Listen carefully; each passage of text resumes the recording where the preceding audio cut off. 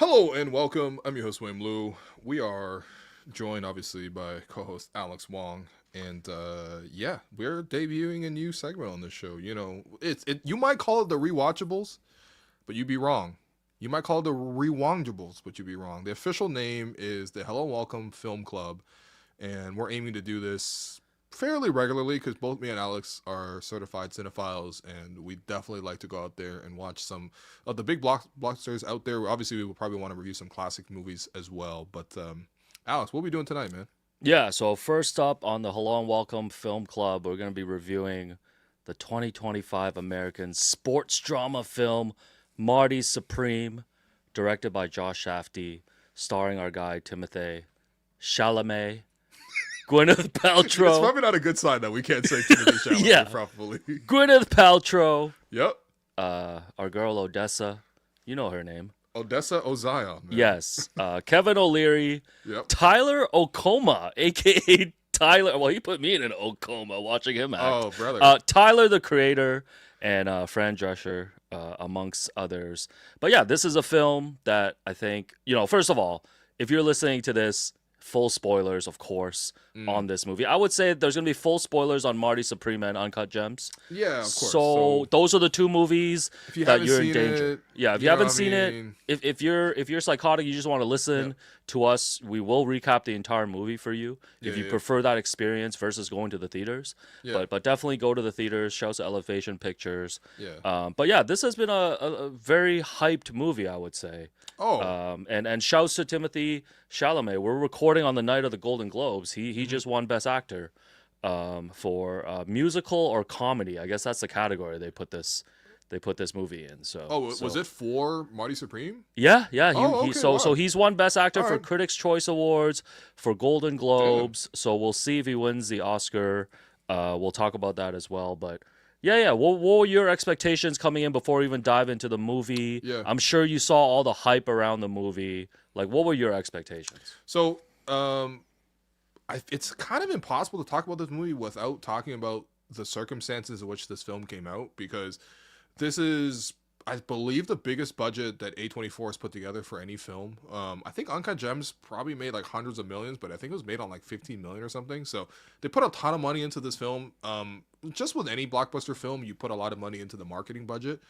But I think it's not just the money that was put into it, but the amount of effort that Timothée Chalamet put into this. Because there's that infamous video, I don't know if you saw it, where he's in a Zoom call and he debuted a buzzed head and he's in like a yellow undershirt, and he's talking to these like executives, and all he's just saying is, I gotta be like Michael Jordan, and just these like over the top statements and how much he wanted to market. But like, I mean, he appeared in the SD Kid for Raw's edit, which was actually incredible. Sounds like a crazy sentence if you don't have any context that that's a music video and a song. You're like, is Will having a stroke? What is SD Kids for Raw's Holy video? man, this guy's high off that Sixers overtime win. Oh, by the way, hello everybody else. All I did between was just change my hoodie and go to this Toronto Temple colored hoodie. You know what I mean? You know what I mean? Don't cease and desist. Okay, we just appreciate the colors.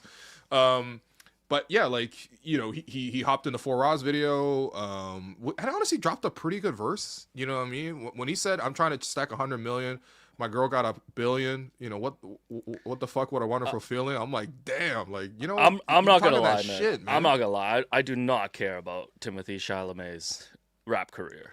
Okay. Or what he does in music. Okay, You know what I'm saying? What? That's fair, but Yeah. he dropped some bars, which was fire, because SD Kid, the Scouse rapper from Liverpool, that's ESDEE Kid. He Is this an ad? the actual like Did chorus. he make a chill choice? No, I'm making a chill choice. Oh, Listen okay, to Rebel, okay. the whole album, it's fire. First off, kids these days, I regret to inform you, rap is now just like 2.5 minutes. Okay. Like every song's 2.5 minutes, but it's fire. Shouts to LV Sandals as well. But the whole album is great. But yeah, like he did that. He won on That's top what of Nav like Batio wears to every Raptors game. no. He went. Who are these people? He went on top of the Sphere in Vegas, and like like was the first person to like I guess be attached to a bungee or whatever, and just like was on top of the sphere. He's been handing out all these sweaters to everybody, Marty Supreme sweaters. You've seen it. He's been doing every single like a show out there too, and like I don't know, I just never seen a guy so like because he's marketing the film with this like bravado and machismo, and he's basically being the character of Marty Supreme in every one of these promos. You know what I mean? It's like if he went on the Bob Dylan promo run because he did the Bob Dylan biopic as well. And every single interview, he just talked like Bob Dylan with his like folksy ass like accent, like This is like had a guitar. this with is him like all the time. R.I.P. Heath Ledger. If Heath Ledger went on like every late night show, just like as the Joker. Yeah, that's what I'm saying. Like it's actually kind of incredible that he No, just but popped around. I think you being tapped, Marty. yeah, you tapped into something about Chalamet because like he talked a lot last year, like during the awards, about how like yo, like I want to be the best. Yes. He's like people like to shy away from that, but like I want to win every award. And even when he won tonight at the Golden Globes, his speech, he was like I've left empty-handed like other times, and I can't lie, like that wasn't a good feeling for myself. And it's like it's kind of like if you want to make the sports comparison, and there is a lot of basketball stuff we can get into, like comparisons and like cameos here in the movie, but it's like if I don't know, if Shea comes out right before the start of the season and is like, yo, yeah, I want to win MVP. Yeah, Like that's my straight goal. Like if Wemby just came out and said that, right? And I feel like it rubs Wemby people kinda the has wrong talked way a about little that way, bit. to be honest. Like Wemby does speak like this. Yeah, but we're I think used it to rubs people the athletes wrong speaking way. like this. Like Well, okay. some people don't like that, right? But I think I respect that for him to come out and like just put it on the line, because it's like you say that stuff, then you better deliver in these movies, you know? Well, I mean, this is going to be one of the themes that we're going to talk about in this episode, and it's definitely one of the big themes of the movie. But like, just the theme of like ambition and whether that's a good thing or a bad thing, and like the pros and cons, the costs associated with the places that it will drive you to. Yeah. And again, this is I why can definitely like, speak. I can definitely speak on that from a personal standpoint. you're you a know? very ambitious person. I've as lost we I've know. lost a lot along the way. Yeah, get ready. Yeah, take care Sometimes of you got that. to sacrifice friends on your way to chasing the world table tennis championship. Lose a marriage, you know. We'll get into it. Yeah. Oh, was that for ambition? Honestly, low-key it kind of was. You did change careers. That did play a big factor in the whole thing. But yeah, I mean that's like one of the big things, right? And I think it's interesting because like why does it rub people the wrong way when actors talk about this versus like people celebrate it when athletes talk about this? You know, Michael Jordan being like I want to be the best, or LeBron being like I want to be the best. Steph Curry saying like I'm the best shooter ever. Like people are just like oh aura, like oh Jalen Williams meme. But when like I guess every actor is just like meant to be like very like shy and deferential and humble and deflecting every bit of like praise that comes to them. I don't know why there's this nicety, and I You think know, it was, I have a it's kind of theory cool about seeing this. Timothy just like completely disregard that, and that's part of the reason there's so much backlash. I have a theory about this because, like, in sports, when you do comparisons and you say this person's the best, like, there's statistics that can back it up. You know what I mean? Like when someone says, "I Oh. want to be the," but like, Is there rings culture in No, like, but the thing amongst is, film like, nerds as there is like you know- they're like yo Leo's not the GOAT, you only got one ring. Alfred Hitchcock's like, "Yo, count the Oscars, bro." No, he like does the Bill Russell. Actually, but- I wish he did. No, but it's like, okay, in music too. I notice like in music now, especially present day, like when fans like defend like their artists, they love to look at like streams or whatever, right? That's a stat. Yeah. Whereas like, I mean, nobody really cares about box office. Like nobody's like, yo, like George Clooney's movies made, you know, 200 million, and Leo made 150 million, and you know he's better, right? Like that's just whatever. Like depending on the film, like there's no specific stat.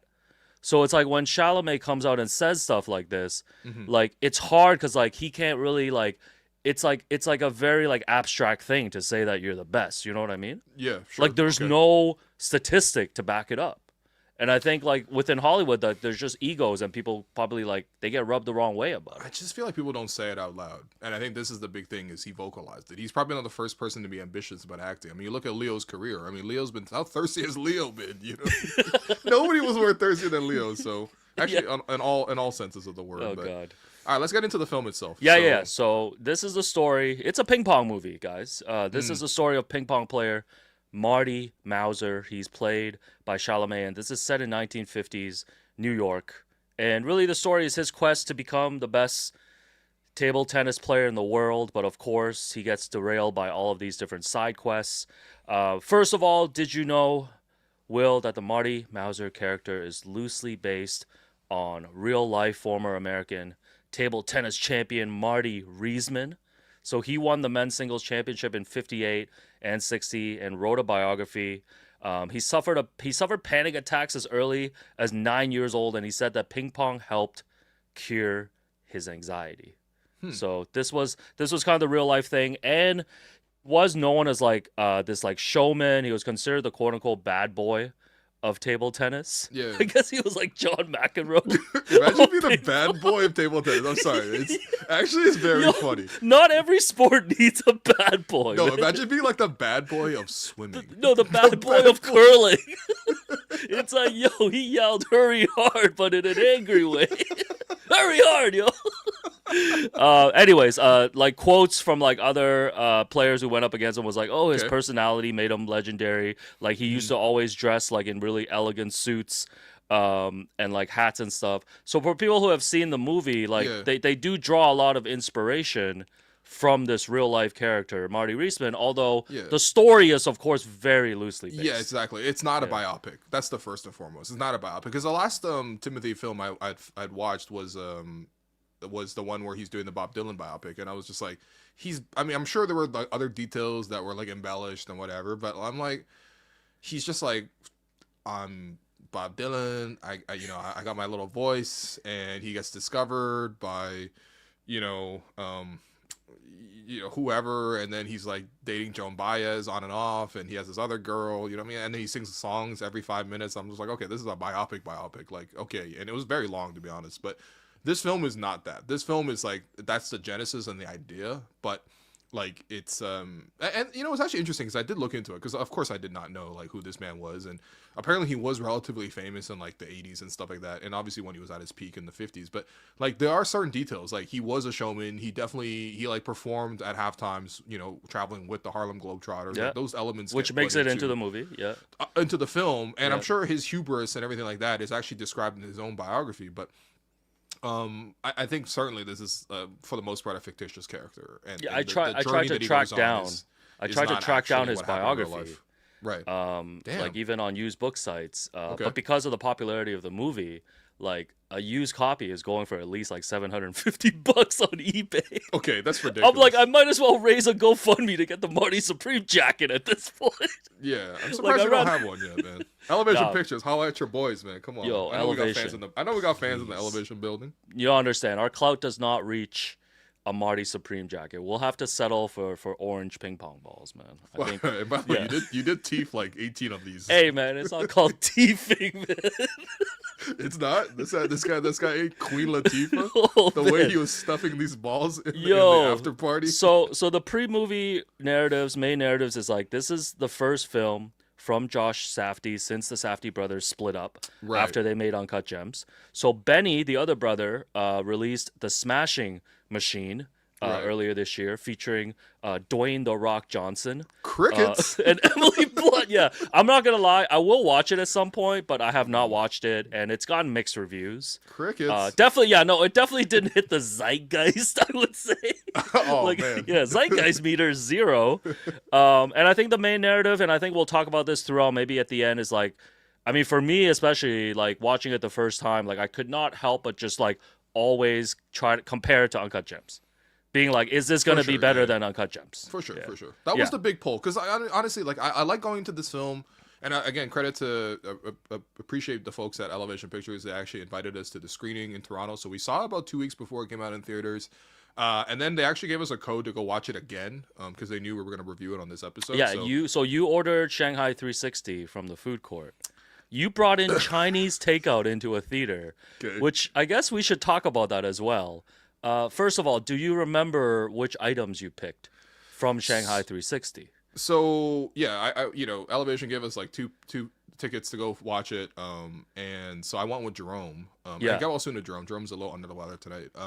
But like, so Jerome's like, okay, I'll meet you at Yorkdale. So I was like, I went to Yorkdale just on Friday. Saw it at like the 2:50 p.m. You know, because I wanted to like be in like a relatively empty theater to like be on my phone and take notes and stuff like that because I knew I was again reviewing the film.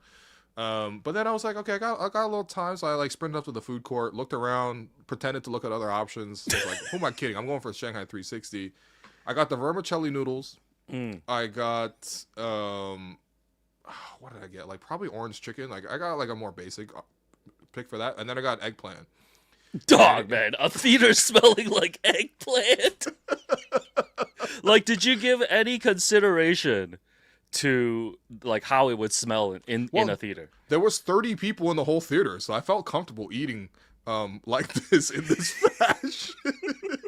But of course, Jerome saw me and just completely was like, first off, I hid it in my bag, obviously, to like sneak it into the theater. And Yeah. everything. Yeah. And yeah, here's the plate, man. Incredible, man.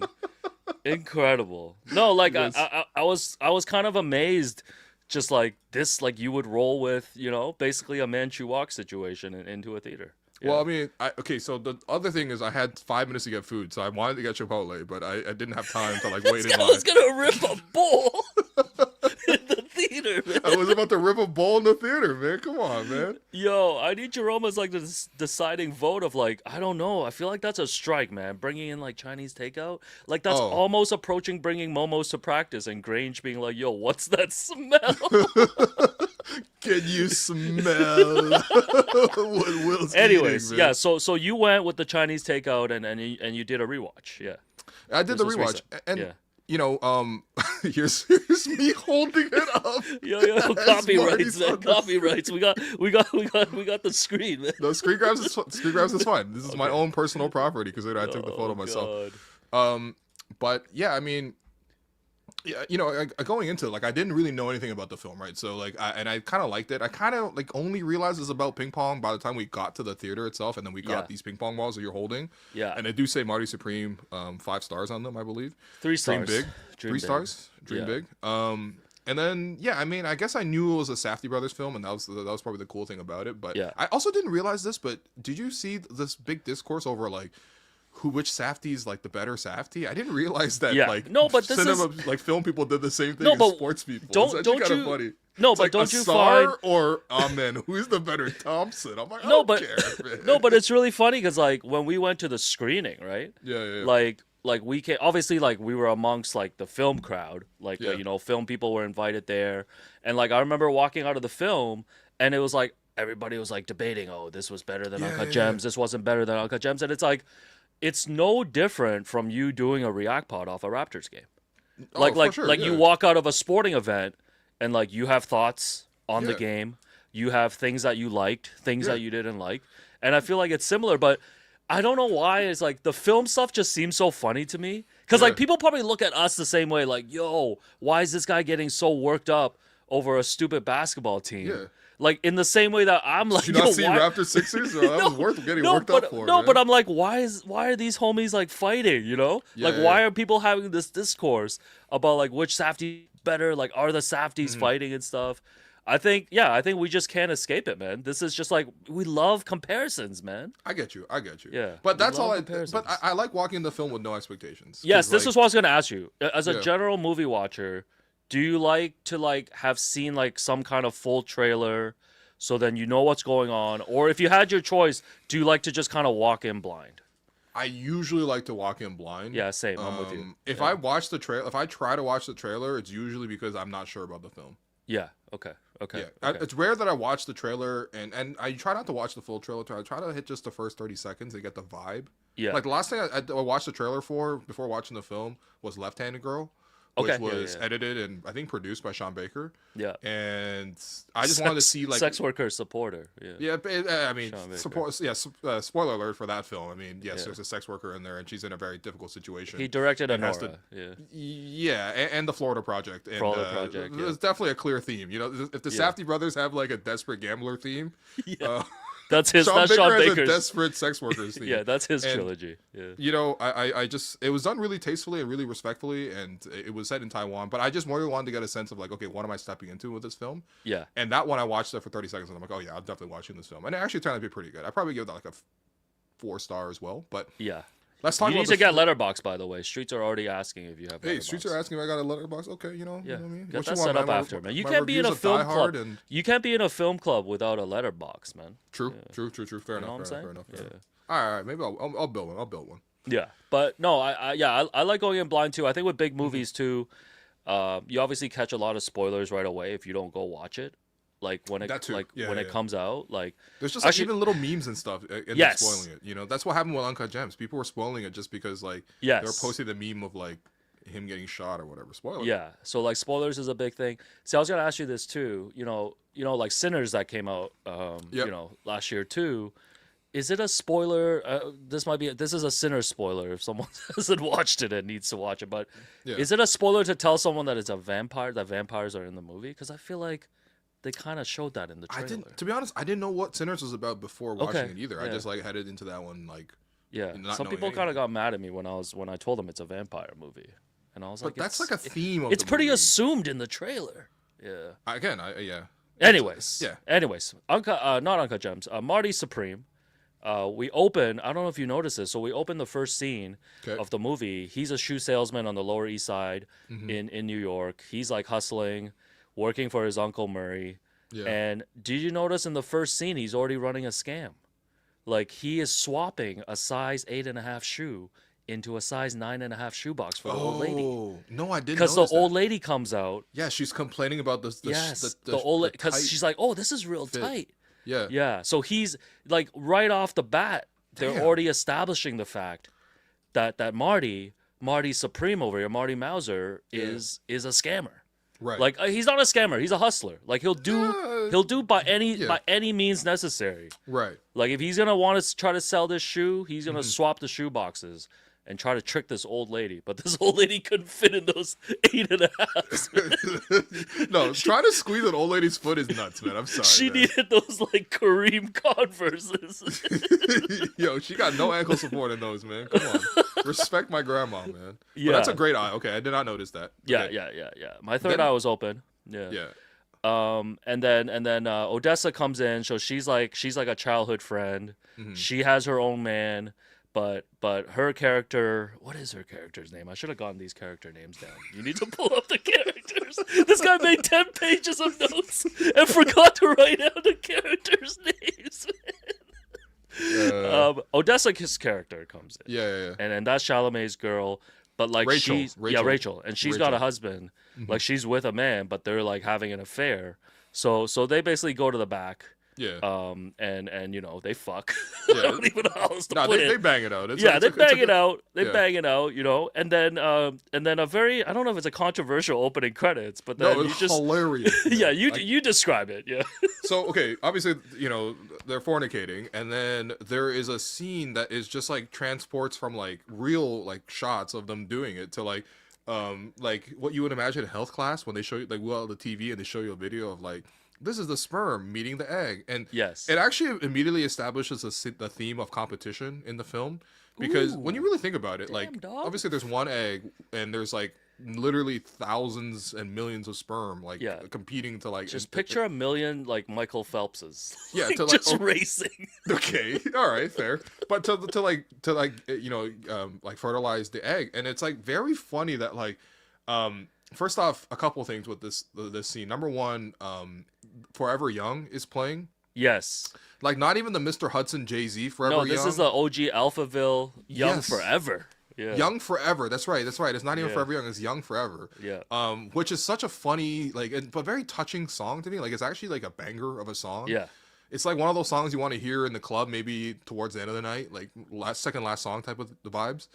Yo, that's an old man's club, man. It's If a they're it's a playing gentleman's that. club. It's Yo, a speakeasy. come on, man. Once again, the only song that closes a club for me is "Lovers and Friends," man. Tell me again. Yo, that's the only song Tell that me closed out again. clubs during But my no, I clubbing mean, era. I know how much you love like Forever Young, the Jay-Z version. Yeah. And I guess he just got Mr. Hudson to just like sing it so that he could get around sampling the song. Very funny because who the hell is Mr. Hudson? Okay, but like Young Forever is playing, and then like the sperm meets the egg. They create an embryo, and then the embryo transitions to a white table tennis ball. Yes, and then It's it all just transitions- a glorious like opening. Transitions scene. It really is. into a scene of Marty playing tennis, yes, like seamlessly. yes. And that's the first Uncut Gems comparison for me, because like the opening scene of Uncut colonoscopy. Gems was a colonoscopy. Yeah. which like really set the tone in terms of like, yo, you really don't know what's coming. But setting the tone with the colonoscopy followed by like a sex ed video is very funny to me. No, but that's why I'm not trying to like. I know there's obviously like themes, like layers to this and stuff.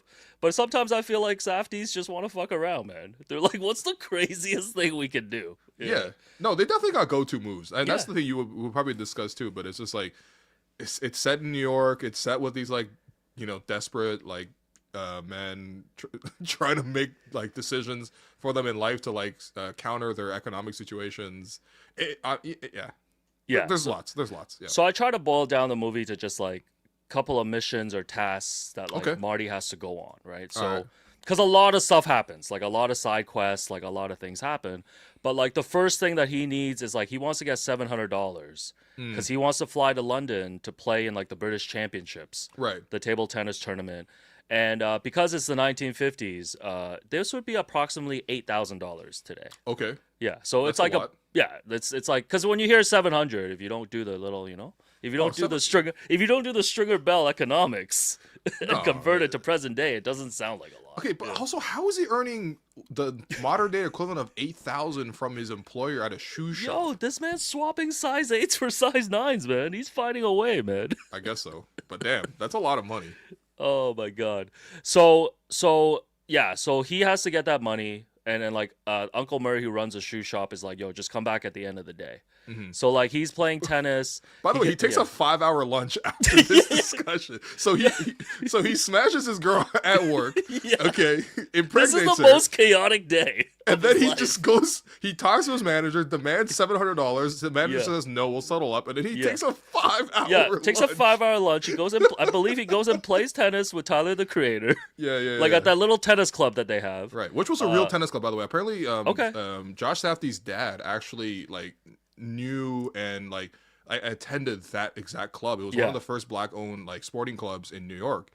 And so that's the real life inspiration for Josh, actually, for that. Nice. That was actually, I thought, a really cool detail. Yeah, and first NBA cameo here, George the Iceman Gervin is running the tennis club.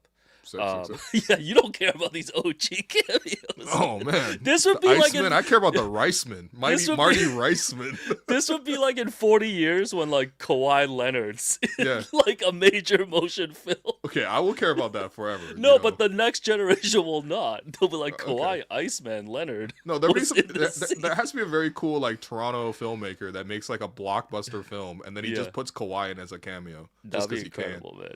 Yeah, so this 5-hour break, he plays tennis. He gets a call and like his mom's pretending to be sick, played by Fran Drescher, to like get him to come home, and then Marty goes and has a business meeting with his friend Dion, and that's when he's pitching the idea to like Dion's dad, a business idea of wanting to change the ping pong ball, from white to orange. Which I do think is actually a great idea. Well, his reasoning was like everybody's wearing white and it's hard to see the ball. Yeah. No, it's way easier to see a fluorescent orange ball. And when you think of a ping pong ball nowadays, it is orange. I mean, there's still white balls to this day, but orange balls is a great idea. Yeah, so this is another funny thing, too. So this friend, Dion, was actually played by a guy named Luke Manley. And he was spotted in the famous Fuck Trey Young Side Talk NYC video. Right. We have the video here. So let's play the video. He's the third guy in it. Oh no, you'll know when he's in. Yeah, you'll know. Suck my dick, Trey Young. Suck my dick. Fuck Trey Young. Yo, Trey Young looks like my dad's dick. I never saw my dad's dick. He still looks like shit. I better not catch Trey Dakeman. Now, yo, give me a shot at it. Do you want the rest of this video? No, that's enough. That's enough New York debauchery. You don't want no go New York, go? Somehow Jesus was like the 9th funniest in that. Shouts to Jesus. Wow. But he was spotted in that. And Chalamet was, of course. There he is. Yeah, Chalamet, of course, was a huge Knicks fan. And that's how he got into the movie. That's amazing. By the way, I don't think Chalamet. Obviously, he's the actor. He's not casting this film. But Josh Safdie is like a huge Knicks fan. Yes, and so he watched the Side Talk videos like everyone else did, and he saw this guy, and he was like, "Yo, this guy is incredible." And then they were like, "What's this guy's name? Do you guys know what his handle is online? Like what he's known by online? Obviously, he has a real name now that he's got an IMDb. It's like OG something, or is it? No, his name is Patrick Ewing. That's incredible, man. His Patrick Ewing. I'm not even kidding. I'm surprised they never called like Eddie Curry that or something. Yo, what the hell? That's incredible, man. Oh man. Anyways, this is Patrick Ewing. So yeah, that's how he got cast in the film. He actually did a really good job, man. No, his usage was low, but like he came through. High efficiency role player. Yeah. So we leave the subplot of like, okay, they're gonna look into making like the Marty Supreme orange balls and stuff. And then finally his 5-hour lunch break ends, and this is still the same day. And Marty goes back to the shoe store, but the shoe store is closed. And his uncle has bounced. Yeah. But one of the guys working there, Lloyd. Shouts to Lloyd. Now, Lloyd was one of my favorite characters, man. He had those goofy ears. It was perfect, man. Lloyd was great. So Lloyd's closing up, and he's like frantically putting the money into the safe. and then Chalamet, Marty, desperately needs the money, grabs a gun from like I guess his uncle's drawer. And points it at Lloyd at gunpoint and basically gets his money. They have a little funny exchange there. Yeah, but he gets the money and he gets to go to London. Right. So, but then we leave with like I guess the open plot that's gonna come back later is like obviously he's taken the money without asking his uncle. So that's been left open. You can report me to the police. You can do whatever you want, but I need the money right now, or I'm gonna shoot you. Yeah. And then so Lloyd obviously acquiesces, but does obviously report it as theft, which it is. Yeah. So he flies armed robbery, man. So now we move to London, and Chalamet is flying there. It shows that he's bunking because all the tennis players are like bunking in this like hellhole motel. Oh yeah, he JD bunking, man. Yeah, and then they're taking a group photo with like the rest of the countries, and he sees Team Japan. And he's like, "Yo, what happened to the travel ban?" Because this is like post World War II, right? And there was just the ban was just lifted. Hey, but don't worry, man. We got travel bans to this day, so this is what I'm saying, man. Life is a flat circle, man.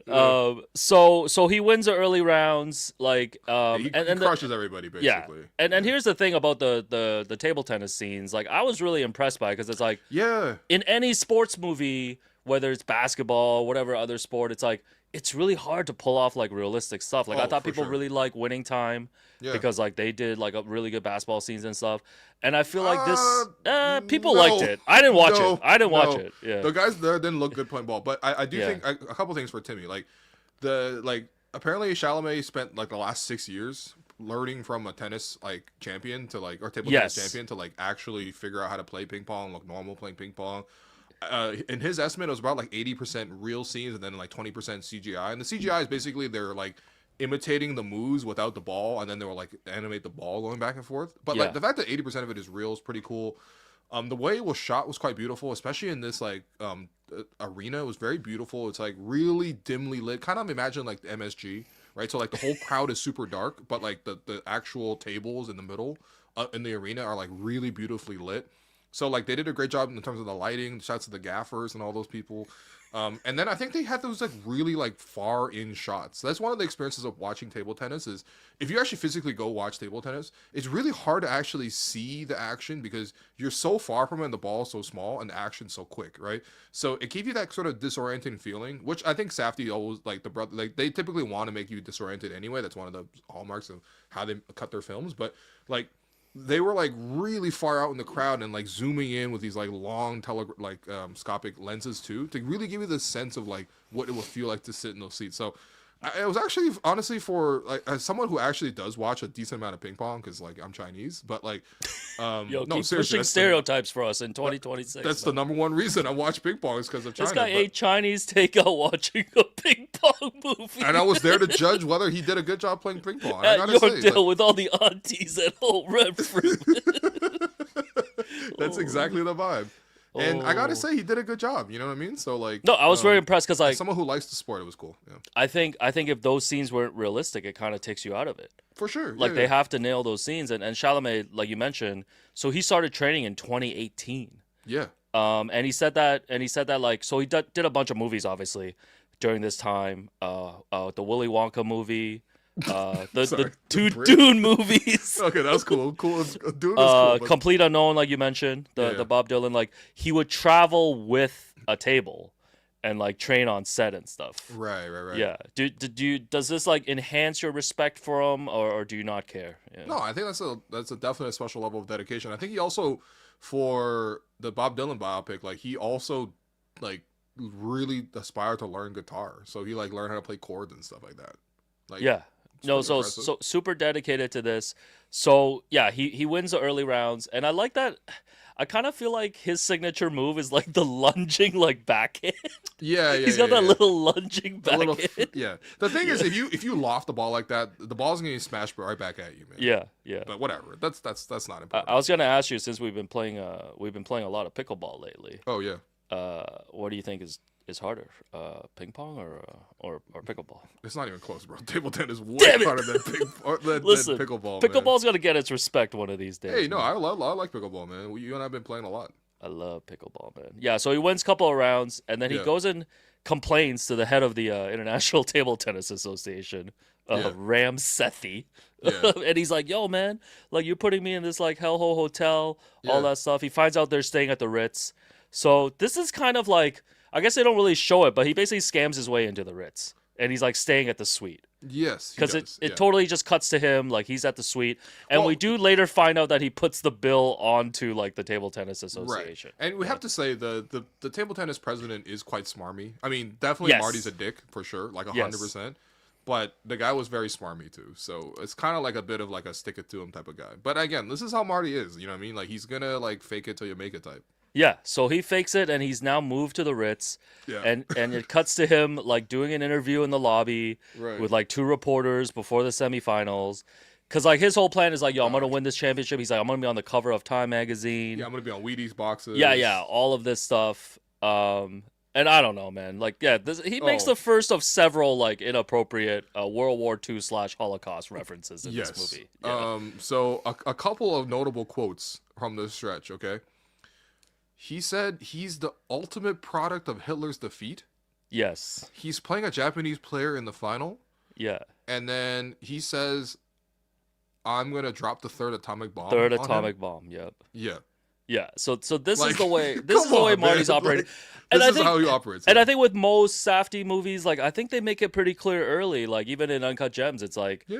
it's like, yo, Howie is not a good dude. Like he's a gambling addict. Like he doesn't Yeah. treat the people around him well. Yeah. He like He's cheats not on there his for wife. his kids. Yeah, like all of this stuff, and it's like I think there's sort of an establishment of that here too. But then they're doing the interview in the lobby, and that's when we got introduced to Gwyneth Paltrow, who is a retired actress. Yes. Her name's Kay Stone. There So you she go. walks through the lobby. The reporter's like, "Oh shoot, yo, it's Kay Stone." they were like, like, I guess- K-Stone Kay Stone was a problem.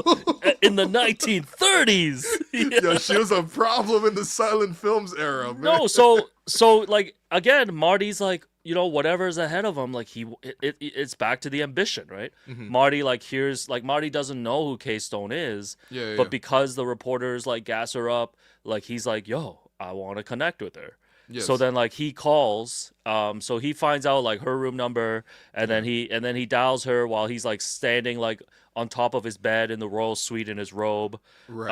And then he Very gets funny scene, I gotta he say. gets to rizzing, you know? He gets Well, to rizzing. He gets Yeah. he does get to rizzing. I do think that the way they like obviously shot and dressed him in that thing is very funny because he's like got the phone on the bed and he's standing up in his boxers and a robe and no shirt and socks, and you're just like, this is a little kid, man. It kind of reminds you of like I guess like a lot, because like I've seen Timothy's interviews about this film, and he always says like, oh, this is about like the dumb shit you do as a kid and the youthful exuberance.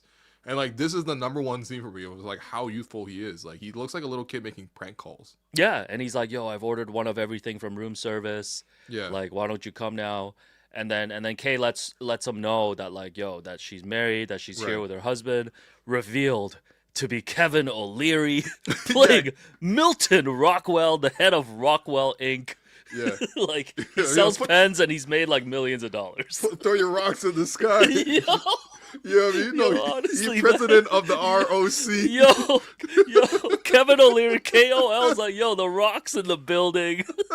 He's like walking out like naked from the shower, shaving, be like, dude, did you use my razor again? Yo, even his first line is so good because first off, I had no idea Kevin O'Leary's in the film, so it was a huge shock to see Oh, him. this is like a real jump scare. For Yeah, me. and then his first line is so aggravating. Like he establishes right away he's a dickhead. Okay, everyone in the film is a dick. Actually, I'm not gonna lie. There's not one really like morally good character, but whatever. But Maybe, yeah.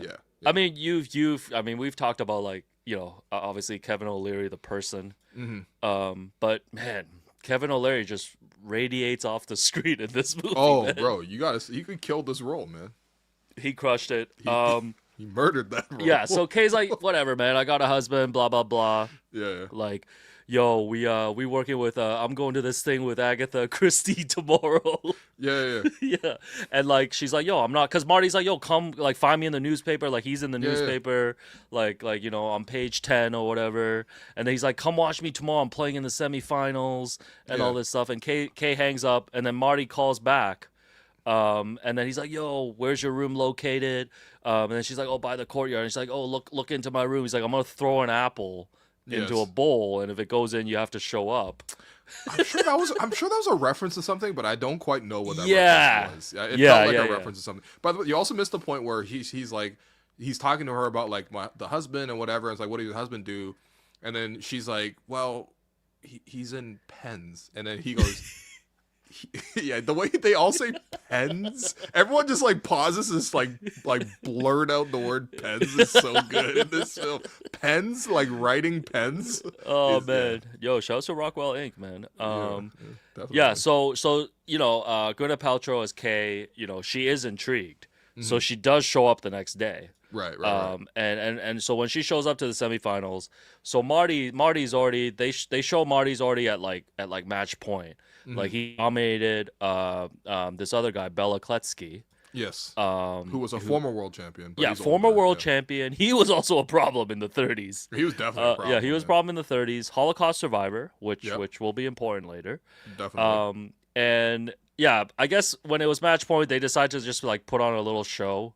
Yeah. They showboat it for like a point, like doing like, I don't know, like behind the back, like all this dumb shit. Yeah, he did Timothy does a shot where he returns the ball by blowing on it. Yes. And keeping it in front of him, kind of like a seal does with a beach ball. Yes. And then he blows it back the other way, and they're doing behind the back shots. It's cool, man. Yeah, and they're boys. Like Marty and Bella are boys. Yeah. Because they one real friend in the whole film.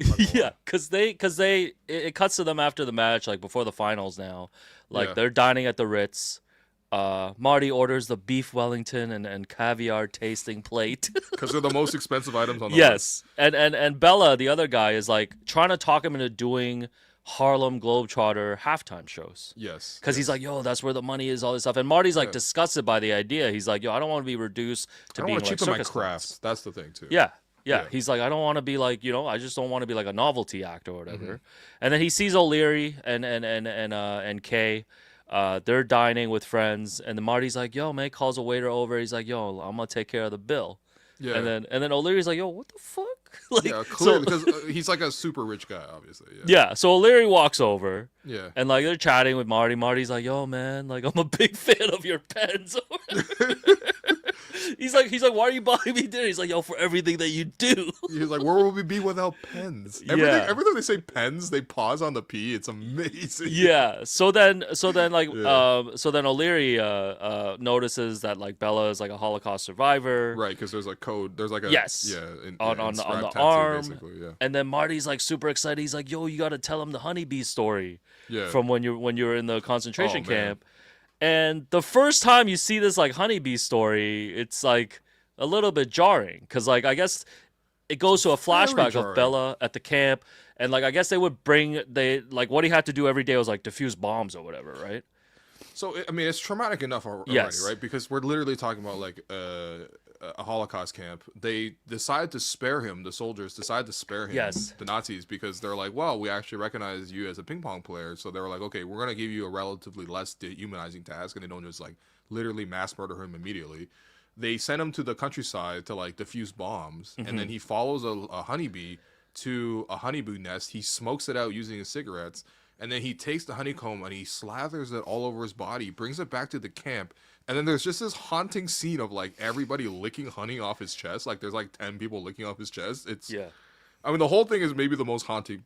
I mean, the film wasn't a really scary movie at all, but that was definitely the most haunting part, man. Damn. Yeah, and I think, I mean, I read a little bit about this too. I think the Safdies talk about it too. I guess like the whole point, the whole point of the scene, I think it was based loosely on like a real story that Marty Reisman shared in his book about like a fellow player that like the Bella character is based on. But also it's like it's meant to show.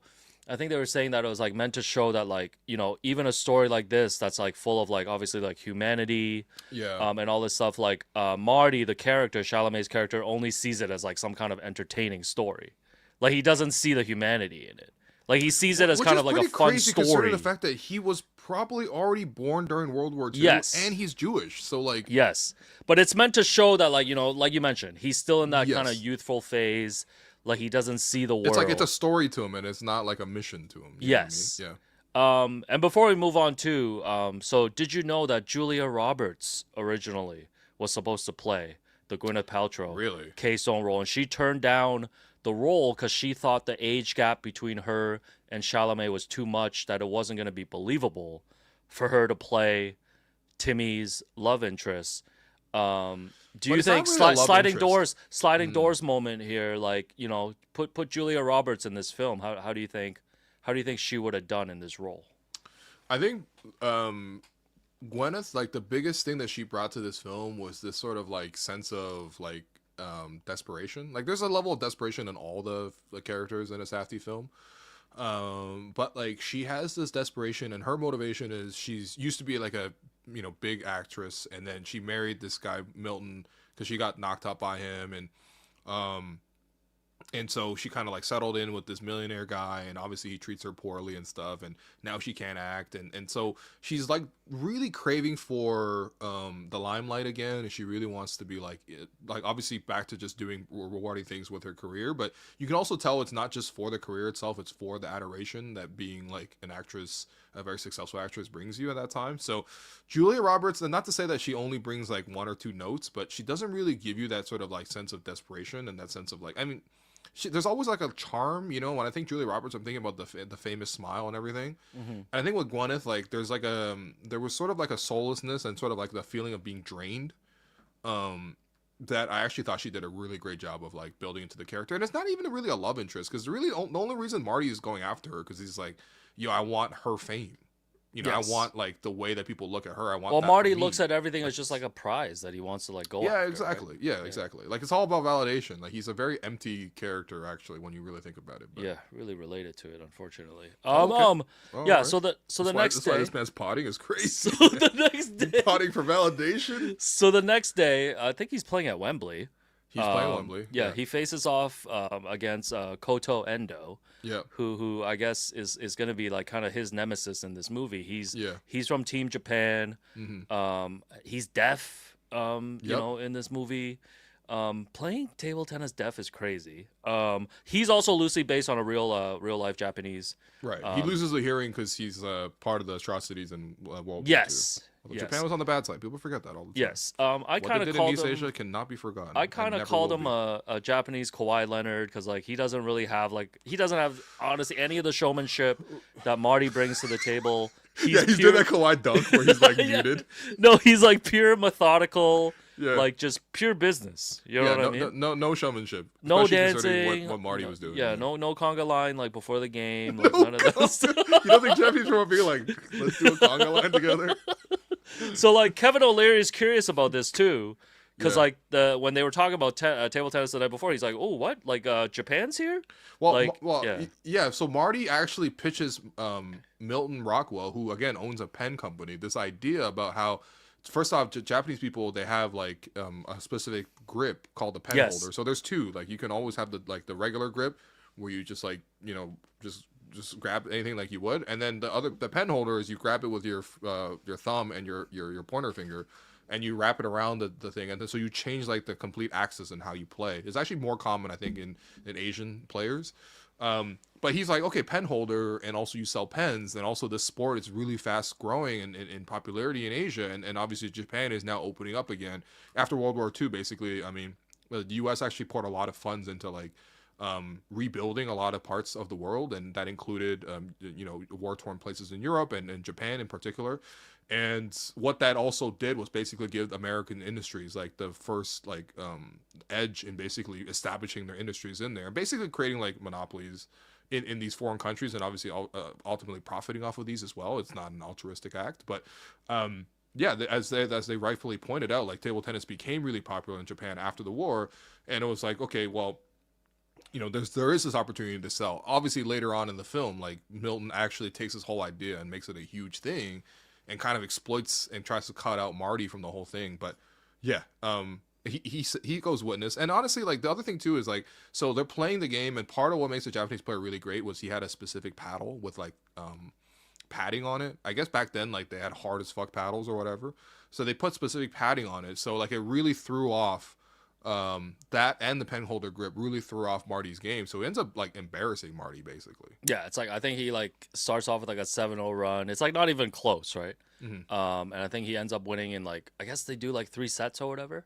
Like he wins best of 5. He wins in like 3 sets. Yeah. Like not close at all. Like Marty's super frustrated. Like when they lose after the last point, he's like throwing a fit. I don't even know what he's mad at. He's like, yo, this is not fair, man. He starts throwing stuff. This guy looks like Nick Nurse against Jamal Shed in tonight's game, actually. But he has no mad specific dated references, man. Yo, when people come back to this, they're like, what happened, man? Yeah. No, but like I don't even know what reason Marty has to be mad. Like you you lost to the GOAT, bro. Yeah. So like his dreams get dashed. Like he doesn't win. Mm-hmm. Endo goes back to Japan. He's like hailed as a hero. Yeah. I guess because like it's a big victory. You go to the U.S., get that dub post World War II. And then I guess this kind of like for me is like it starts like kind of like the second act of the movie. Is that like we cut to like Marty actually now going with his boy Bella, and they are actually novelty acts. With the Globetrotters. Right. Like he actually has to go and make the money that way. Right. And I'd even write down like who they were like playing against like a seal at one point and whatever. Yeah. He's like playing against a seal. Shit. The seal like hits it back with his flapper. He like reaches and pretends it's not there. He plays with like pots and pans at one point. He plays on a mini table. Like it's all pretty like it basically makes table tennis like a joke, right? Yeah. And I actually enjoyed those scenes, those table tennis scenes. You're like, this was pretty entertaining. No, this is like Red Panda. Yo, I'm like, I would He's buy basically Red Panda, actually, when you think about it. I'm like, I would buy a $2 ticket adjusted for inflation to watch. That would have been $86, man. Yo. And then we do get a cameo as part of the Globetrotters. It's kind of a blink and you miss a cameo. So this is a behind the scenes photo of Timothée Chalamet with Kemba Walker and T-Mac. Why is Kemba Walker looking like Big Waz? Yo, Kemba does look like one. That's who I was trying to figure out with the mustache. Yo. He's making Timothy look like Rob Mahoney on this. That's crazy. This NBA group chat. I know this. T-Mac's Raja Bell. Yo, you look like Big Waz. No, because like one of the things that people were buzzing about when the movie came out was like, oh, T-Mac's in the movie, like Kemba's in the movie, and it's really one of those if you blink you miss it. You barely see them, You barely see them, And apparently Joe Johnson was supposed to be in the film too, and he actually flew out, but he just never left his Joe Johnson was flown out and didn't show up. We actually need Pablo Torre to investigate that. Like what happened? Like what happened between the time? You missed out on being in a blockbuster, man. No, it's crazy. So then like Milton, Kevin O'Leary's character, meets with Marty again, and he's like offering Marty the chance to go to Japan. He's like pitches him the idea of like an exhibition match with Endo, but it means that like Marty is gonna lose the game. Like it's not gonna be a real match. You gotta throw the game, but you come out there. I mean, it's basically the whole theme of him having to like first off losing and not achieving his dream of being world champion in the final in embarrassing fashion, embarrassing himself. And then, like, having to play the Globetrotters and, again, just making a mockery of the game just to survive and make money. And then, at the end of it, he's offered us a big amount of money to then basically sell out the game again. Yeah. So it's basically about how much does this man really love the game. Because, like, every decision puts upon him is you have to, like, in order to survive, you have to like make a mockery of the game that you truly love. So No, because in that it's situation, a cool I feel analogy though. You basically you got to sell out. You know what I mean? I feel like it'd be pretty tough to turn down if you were being offered a lot of money, man. Dog, $1,000 back then, adjusted for inflation. Yo, adjusted for inflation, that's like 10K, bro. That's easily 10K. Yeah. Yo. Actually, that's not that much money when you think. Yeah. You know what? Take it back. It's for the love of the game. So Marty's like, nah, man, I'm not doing that. And but then when he goes home, he gets arrested for stealing the $700. Yeah. His mom legit sets him up to get arrested by a cop, which then sets him out on this journey where he's just like constantly on the run because he can't come home anymore. Yes. So he and he finds out Rachel's pregnant. He escapes the cops. He escapes the cops by going to Rachel's shop. Rachel works as a pet store clerk or something. And then she reveals to him that she's 8 months pregnant, and that it's his kid. He immediately denies it and says it's not possible. Okay, but I mean, turns out it is his kid. And then I mean, he's just running basically for like the next hour and a half. And now his new goal is like he wants to go play in the World Championships in Japan. Right. But he finds out that the International Table Tennis Association is going to ban him unless he pays back his Ritz expenses, because he's expensed everything at the Ritz to the tennis association. No, he legit owes $1,500 for the hotel bill, which is big in today's era. Back Plus then, for inflation, that's about $20K. Yeah. Like, come on, man. Yeah. So he links up with Tyler, the Creator, aka Wally, in this movie. He's like a cab driver, also a table tennis player. Yeah. And then there's like a side quest here where they go and like hustle people at like a bowling alley in Jersey, right? Yeah. I think that's what happens. Yeah. Well, this is the one thing I would say is this film has an incredible amount of side quests, and the main storyline is actually rather straightforward and short.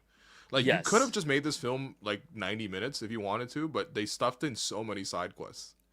This part to me, like the second part of this movie here, is like the weakest part to me. It's a lot of non sequiturs and stuff like that, but whatever, it's fine because it's fun because they get into. That's the thing. We're not talking about the spirit of the movie. The spirit of the movie moves really fast. It's a little bit tense, but ultimately it's very funny, and it's almost like there's like because of the nature of his character, it's almost like edgelord type of funny, like because he just drops lines that are just absurd. You know what I mean? Like like he's a ridiculous character. He said, there's lots of character. I mean, they also make a lot of like. I guess this is just right after like World War II happened, right? So it's still a big topic of discussion.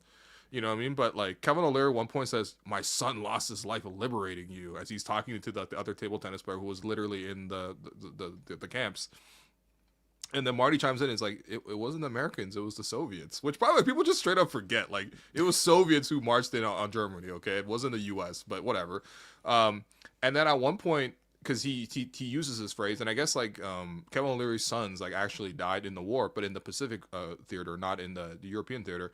And Marty's arguing back and forth with him, and he actually said, I think it's pathetic that you would try to sell pens to the people who killed your sons. Like, it's like, yo, like, there's so many. Just straight like one-liners. Yeah, one-liners, exactly. Yeah. Oh, I forgot about this too. So like in the midst of this like act 2, like they go and stay at a hotel room. Mm-hmm.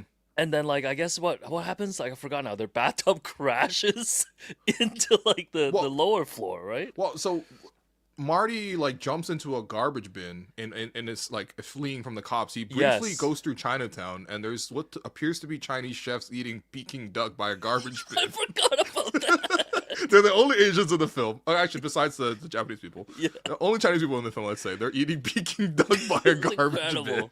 But he's covered in garbage juice, so then when he makes the escape and he goes to the hotel, he's like, okay, I'm going to check into the hotel just so I can get a shower because I smell bad. But the homie tells him at the front, he's like, yo, don't use the bathtub. Don't use the bathtub. Him, right? So he's in the bathtub, and then the bathtub falls through the floor, which I always have a fear of, you know what I mean? There's a weird fear of mine. Yeah. But you're in a bathtub, you just think about how heavy the amount of water is, and then you in the bathtub as well, like, you know what I mean? And like, does the floor hold it? And if there's any creaks in the floor, because he legit falls through in the bathtub with the water onto the next floor, and he lands on another bathtub, which is a man washing his dog. Yeah, and he's a mobster. This guy Ezra. Yeah. Like older head.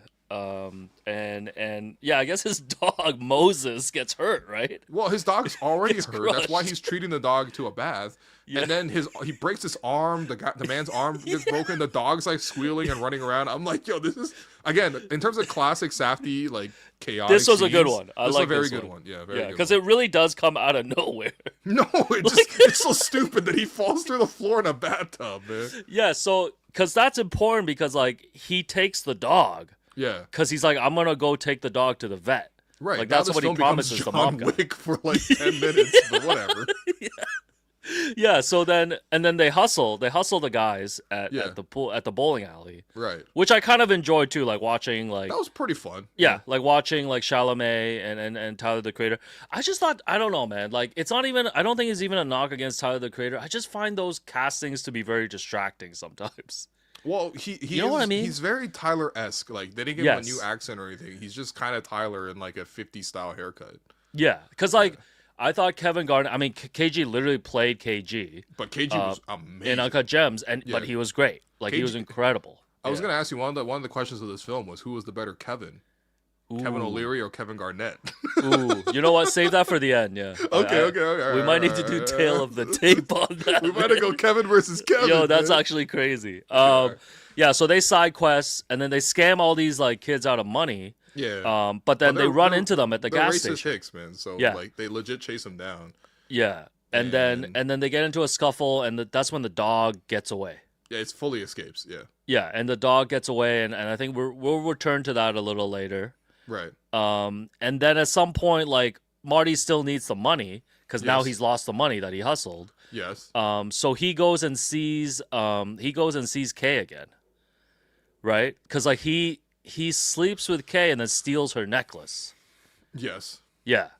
I'm trying to just remember the sequence because so much happens. I think he's in this very long day. Then he comes back to the tennis club. Then he realizes that Rachel's back at the tennis club. Rachel's like now got a black eye. Yes, and which gotta, she like, said that like obviously it's, like it's it a was her product man. of domestic abuse. Yeah, and like that's a whole storyline. Yes, he also then I don't remember the actual sequence of which comes first, but then he's also working on like. He like creeps up on like the Gwyneth Paltrow's character Kay Stone again. Yeah, he sees her at a play. He tries to actually call first off for Milton to get the money from Milton directly. Yes, Milton basically like his assistant says that okay, Milton might be at this play that his wife is doing. So he goes to the theater where the wife is. The wife is once again like really struggling and like the play looks like it's gonna suck and bomb, and her co-stars aren't very good. Yeah, but this is her like return to acting. Like she's going to theater. Yeah, and Marty's like okay, like kind of like basically fills her up with confidence in that moment. Then she like hooks up with him again. He steals her necklace. Then they actually have a conversation. She's like, okay, so what do you actually do? Because before this was all basically just hookups. So then they were like, okay, what do you actually do? And she's like, okay, well, you play ping pong. Like, how are you going to make money? And he's like, that doesn't even enter my consciousness. There's a lot of good scenes in that stretch. Yeah. You know what I mean? But yeah, like, he can't get the money from Milton. He tries to reach Milton. He can't reach Milton. Then Rachel's involved. And now Rachel's like, I guess, like, her husband suspects that it's not his baby. You know what I mean? So, like, it appears at that point that, like, Rachel was abused by the man. Yeah. So then he goes back and gets revenge on the man. Then he's got to find a place for Rachel to live because she can't stay at home. Yeah, so they stay at Dion's place. They go to Dion's place. Patrick Ewing's got like because he's sleeping, but he's with his whatever. parents. Because his parents the whole day are just like, yo, shut the fuck up. And then they steal like the parents' car. Yeah, they steal go out the to car. Jersey because they want to get the dog back. Right, because they're like, okay, that guy, we can get the dog back to the mobster. The mobster will give him the money. This is what I'm saying. There's too many side quests that too happen many in in this film, that. and there's like 6 of them that aren't necessary. Like they legit lead nowhere. I suppose that's what side quests are, but like, I don't know. A big part of this, I was like, okay, it's a big distraction. Like, you know what I mean? It's like, look over here. It's like ultimately he needs to make money so he can play ping pong. Like that's Well, I think the dog thing, because like eventually, like what happens, like with the dog thing, is like there's like a shootout that happens, right? Mm-hmm. Like a shootout happens, like people get killed, and all of this stuff. I think it's like the first time that he's got to see like the consequence of like his actions. You know what I mean? sure, yeah. Because the whole time he's like, that's how I was trying to rationalize like the whole dog side quest. I get it because it's like a coming of age story, really. Yeah. Because Marty is like 23 in the film, so like a lot of this is coming like him having to own up to his real life decisions, and ultimately that's like what the ending brings him to is like, okay, now he's grounded and he gets to play for something other than himself, or basically exist for something other than himself. And I think that's kind of like a beautiful self-actualization of like growing up, and the process of growing up is that like you realize that it's not just about you, you know. And you're gonna make a little cynical joke, but I know you got your nephews and stuff like that too. You know what I mean? Like that's part of it. You know what I mean? So no doubt, no doubt. You got your young guys that you've been mentoring. You know, you Kyle Lowry. You know. Yeah, the young guns, man. Yeah, and so the Gwyneth Paltrow storyline too. Like she agrees to give him like a real necklace. Yes. But then like they go and they're fooling around in Central Park. This is after her play. So her play actually gets put on. He gets invited to the play. He's still trying to get to Milton because Milton's throwing like a big after party at his his very ritzy apartment, and she sneaks out and gives him a real necklace. Right, because I think she did feel indebted to him. Like I think she felt grateful that like what Timothy did for her in this moment, or Marty did for her in this moment, was to like give her the confidence to sort of explore and like rediscover her passions as well. Yeah. So I think from a sense of like not like love or anything, because obviously that's like a complete fantasy for, you know, there's a big age gap and she's married or whatever. Like, but like ultimately she was grateful that like he helped her like try to actualize her dream and try again. And so that's why she's like agreeing to like give him an expensive necklace so he can sell it so that he could. I don't know. It's a whole thing. It's a whole thing. Yeah. They go to Central Park. The cops catch them, and he loses the necklace because he has to give up the necklace. The necklace. So again, he doesn't have the money. Like he doesn't have anything that he can exchange for money. But again, this is the part where I was just like, oh, guys, like, come on. He's gonna get to Japan. He's gonna fight this guy. He's gonna play one more time. Like, even if for the first time I watched it, I was like, okay, this is starting to get dumb. Like, he has a necklace for 10 seconds, and then he's caught with it, and then he has to give up to the cops. Like, it's honestly, man, I would just go back to Uncle Murray, man. I'd be like, yo, dog, I know you got money, bro. Yo, like, just rob Uncle Murray again. That's your dad. That's basically his dad, because his dad isn't in the picture. Just hold Lloyd at gunpoint one more time. There's no way that shoe sales place has like any security, man. Hang Lloyd by his big ears, bro. That brother was moving like Bar. Oh man. So then they lose the necklace, but then because Kevin O'Leary gives Gwyneth Paltrow a necklace every year. Yes. Because like she's like, oh, he's giving me 25 of these for like my last 25 like soulless years of my life. First of all, classic rich guy thing. Yo, gifting the same thing for 25 straight years is insane. But you know what? That is what rich people do. We wouldn't be able to relate. This guy was giving her those necklaces during World War II. But like Gwyneth Paltrow's like, I mean, it's so funny. Gwyneth Paltrow's like, yo, I got 24 more in me. So then she's like, yo, I'll go in the house. Like she's like, fine, I'll get you another one. Mm-hmm. But then she goes in, takes a long time, like doesn't come back out. So then Marty pops into the party. Yep. And she sees Gwyneth Paltrow's character crying because her like New York Times review of the play just came in. Right, and it was terrible. It was terrible. It was a bad play. I mean, it wasn't a good play from the start. How would you know, man? You saw one scene. No, but like you know that it was a bad play just based on the fact that like the premise of the play was Kevin O'Leary set up the whole play to satisfy her. Yes. Filled it up with like stock investors or whatever. So like there weren't even real audience members. And like the co-star was terrible. So like no matter what, it was not going to be good, but whatever. So she's crying though because she lost all the confidence again, and it's like completely broken. He doesn't get the necklace again. No necklace. So now Marty has to go face to face with Kevin O'Leary, Milton. Then straight up beg, like he's just straight up begging him. Yeah, and Milton's chilling with some of his other rich boys, like old heads, and he's like, "Listen, if you want to go to Tokyo, you know, go to my office and grab the paddle there." Yeah. And he makes Marty drop his pants. And he spanks him in front of all his friends. Yes, his rich friends who are all laughing at this whole situation. Just pure humiliation. Yeah. Pure humiliation. So the background of the scene is that apparently Timothy refused to do a butt double.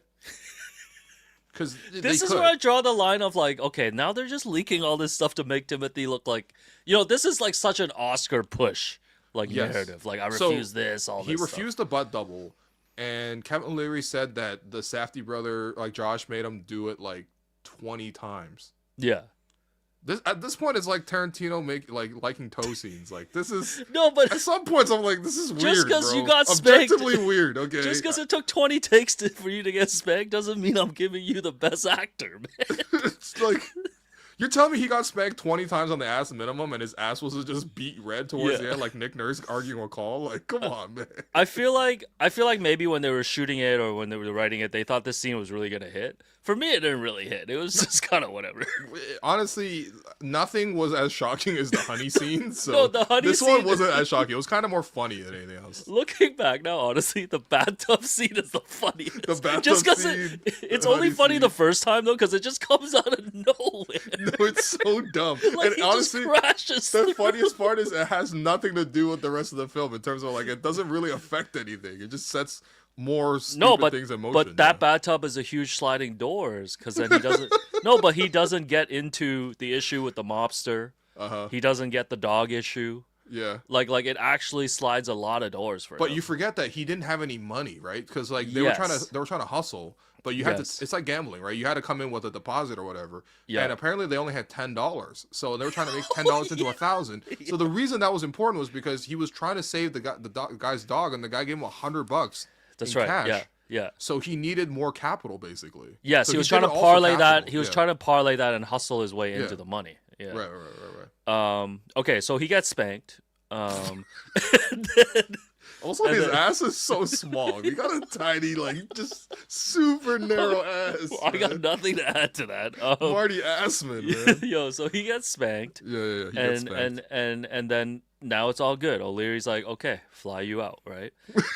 But here's the big problem: is like he doesn't have the money to pay off the debt. Mm-hmm. He's only going there to play in the exhibition.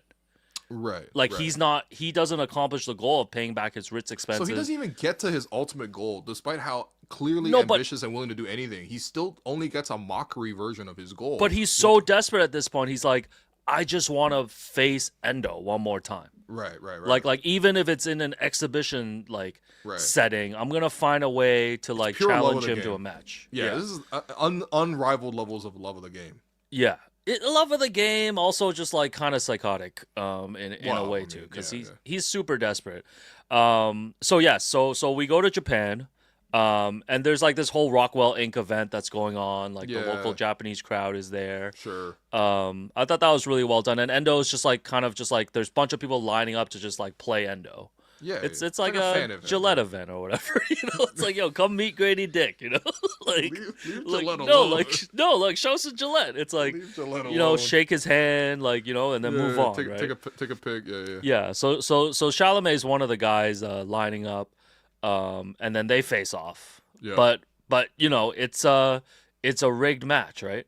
Mm-hmm. So he the loses. whole idea is he's supposed to throw the match to like appease the Japanese fans, because basically for Japan, like after World War II, obviously you can imagine like the national confidence is quite low. I mean that's what happens when you get like 2 atomic bombs dropped on you guys. But like, yeah, like the national confidence is low, and so for Endo to actually win the athletic competition with the ping pong match, like that, like made him a national hero, beating So- a U.S. player. beating Yeah. Marty in particular, and that's why they Yeah. wanted to see a rematch of him beating Marty, and that's why Marty needs to throw the match to make it entertaining and make it like Yeah. appease the home crowd or whatever. Yeah. And it's a pure, like, obviously entrepreneur play for Kevin O'Leary. You know, bringing Rockwell Inc. over, all of this stuff. He's selling pens. He's selling them like ping pong paddles.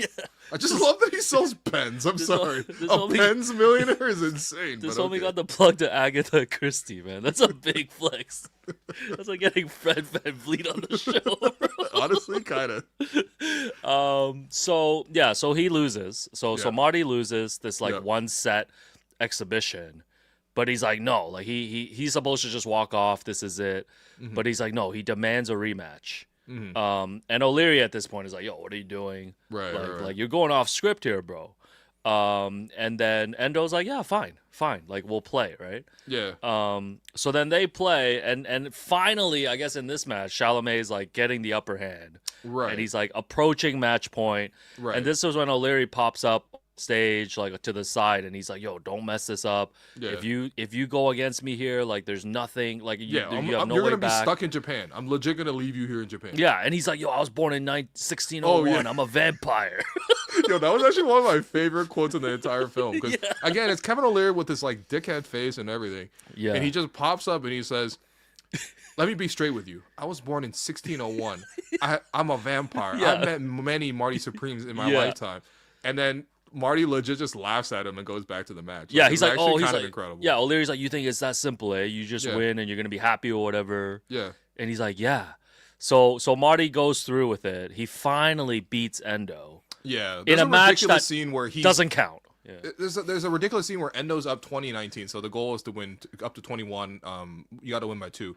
So Endo's on like match point, and he hits a shot, and like Marty legit dives onto the floor on his side of the table, able to bounce the ball back onto the table, and somehow like it double bounces, so it's like his point. So he fought back. It's like basically, it's the equivalent of Kyle Lowry going through George Hill's legs, honestly. Except it's for the game winner. Bang! Well, the thing is, like, I thought it was really well done in that, like, obviously this was his whole goal the whole time, whatever, right? Yeah. Like to be the best table tennis player in the world, and slowly that gets like chipped away. Right? Like by the end, he's literally reduced to just begging to play an exhibition match This man in has Japan. dedicated his entire life to this. Everybody has fought against it. Like literally his mom, his uncle, they've like withdrawn the money that he's owed to like not go. They've sabotaged him. They called the cops on him. They try to arrest him. You know, he doesn't even have money to begin with. He's trying to chase his dream. He ends up, you know, trying to sell this idea to Milton Rockwell, which actually was a great idea to sell pens in Japan, but whatever. He like that person steals his idea. His wife tries to like basically not even tries to, but like basically waste Marty's time by trying to like, you know, I guess just use Marty for his confidence and sort of build and sort of like, because she's very empty at this moment in her life. Doesn't ultimately come through for Marty in the biggest moment where he needs the money to with the necklace. He doesn't get that. And then he has to acquiesce to like Milton, who gives him a worse deal than the one he originally got. And then ultimately, he doesn't even get a real shot at the game because of his own mistakes. And obviously, he makes a lot of mistakes along the way.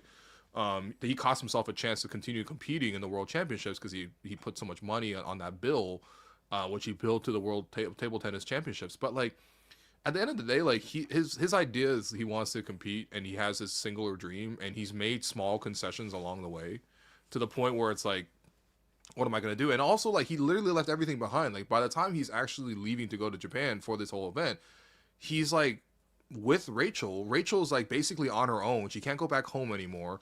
And she's, like, 8 months pregnant, and she's in the hospital.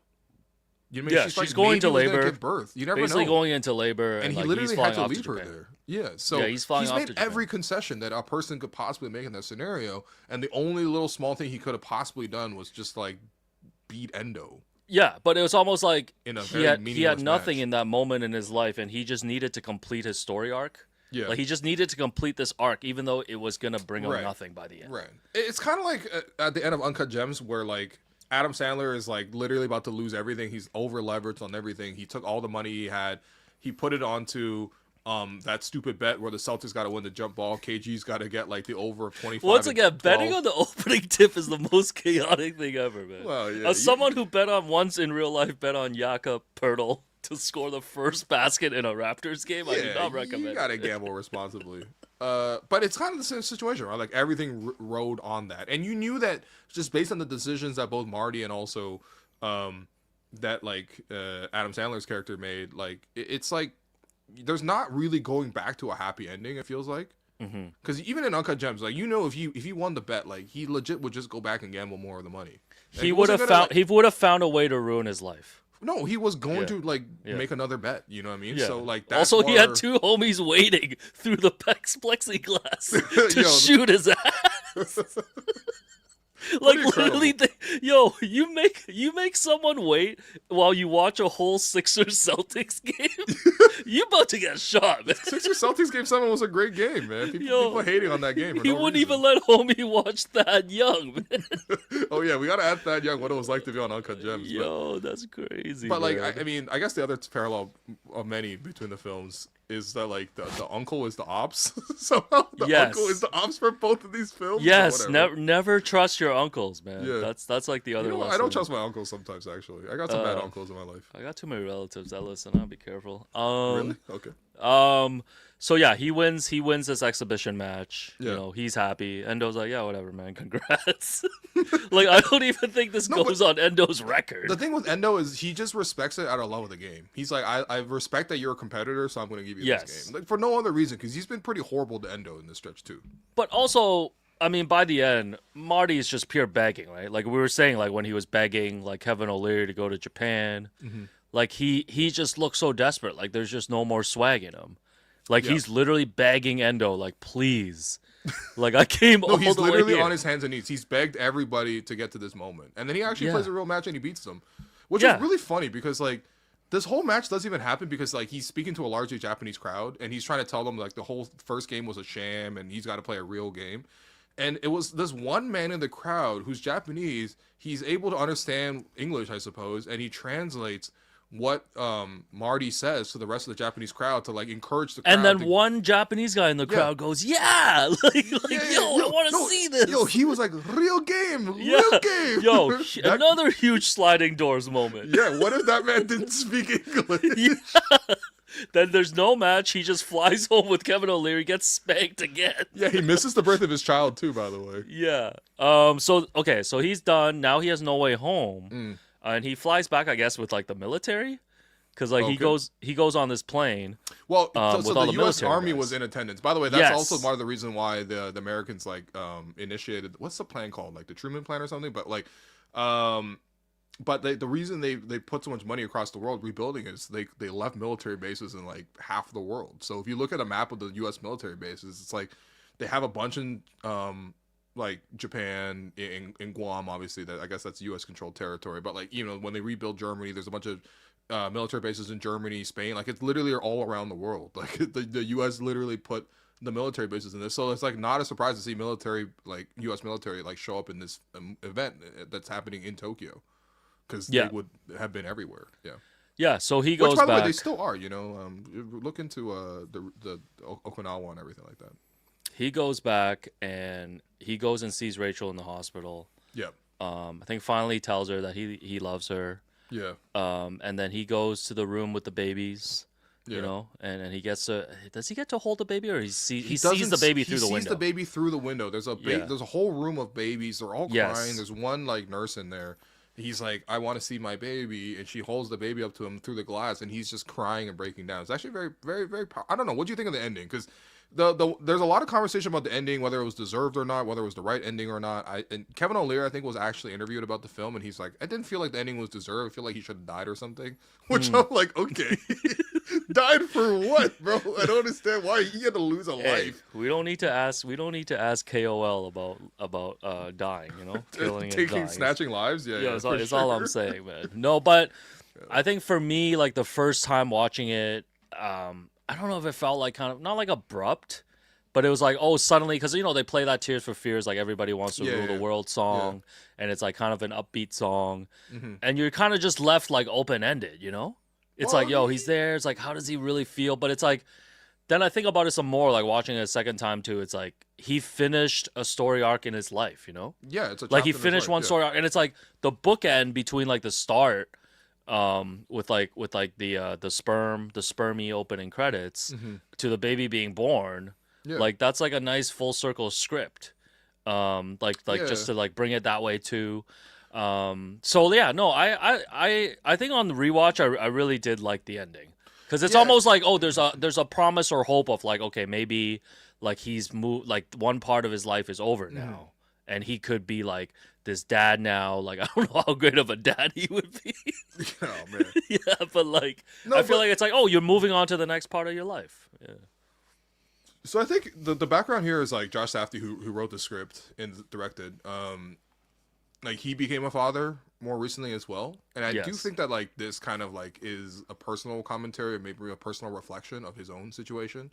I do think that like, and again, I don't have a child, but like I do think that speaking to people who do, and even my parents and stuff like that, like a lot of like just the idea of having a child is your own ambitions like start to take a back seat. I mean, when you're young, like your own ambitions are just everything, like, and you got to try to make something. You got to make it. You got to make this idea of what you have into a reality. You want people to see you for it, acknowledge you. You only need to think about yourself in a lot of ways. Yeah, and then like I think that like he is literally driven by this singular ambition, and I think he's really moved because he's closing that chapter and actually relinquishing it and actually accepting a bigger influence in his life and a bigger priority. And I think that that's probably why he breaks down. I mean, it's also his father seeing his newborn baby, so there's that portion too. But like it is like it's interesting because the first time watching it, I was like more concerned with like, is Marty gonna be okay? Is he gonna die? Because like at the end of Good Times, like, you know, guys go to prison towards the end there, which is the first of the trilogy. Then Uncut Gems, obviously, you know, he gets shot.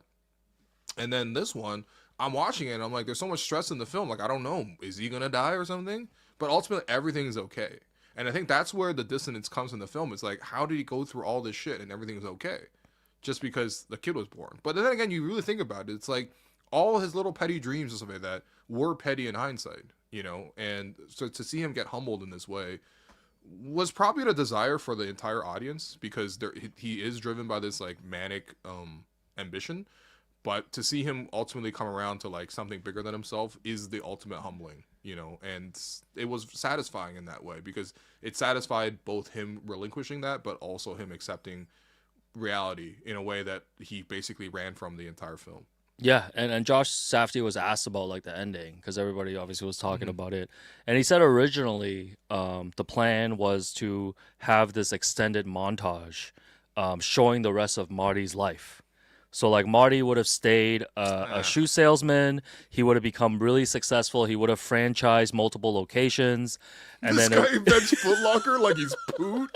Get out of here, man! It sucks. And then I'm happy we didn't get to see that, man. and then Safdie says that it would have shown like him and Rachel raising their family, with clips like teaching like the kid how to drive, burying a family dog in the backyard.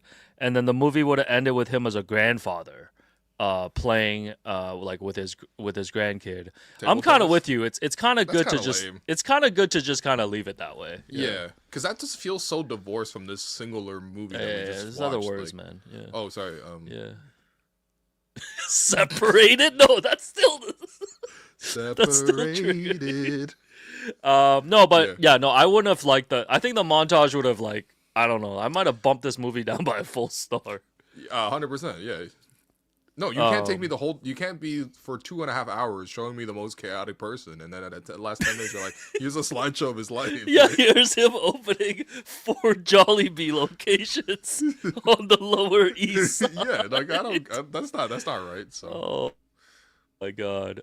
Yeah. So that was Marty Supreme the movie, man. That was Marty Supreme the movie. So we're gonna hand out some awards, and we have a couple more segments planned around the film. But first off, I want to bring you a message from one of our beloved sponsors. What's good, everybody? It's Will Liu from the Hello and Welcome podcast, and this is my co-host, Alex Wong. We have the best job in the world. We travel a lot to cover the game of basketball. Yeah, man, we're everywhere. Like, you know, me and Jerome, we've been to Calgary to cover the Raptors at training camp. We've been to Summer League, All-Star Weekend. And every time we go, man, we go on Airbnb and we're able to, you know, just look up places that I think work for us because we want to be in neighborhoods where we can, like, embed ourselves in the city and learn more about it.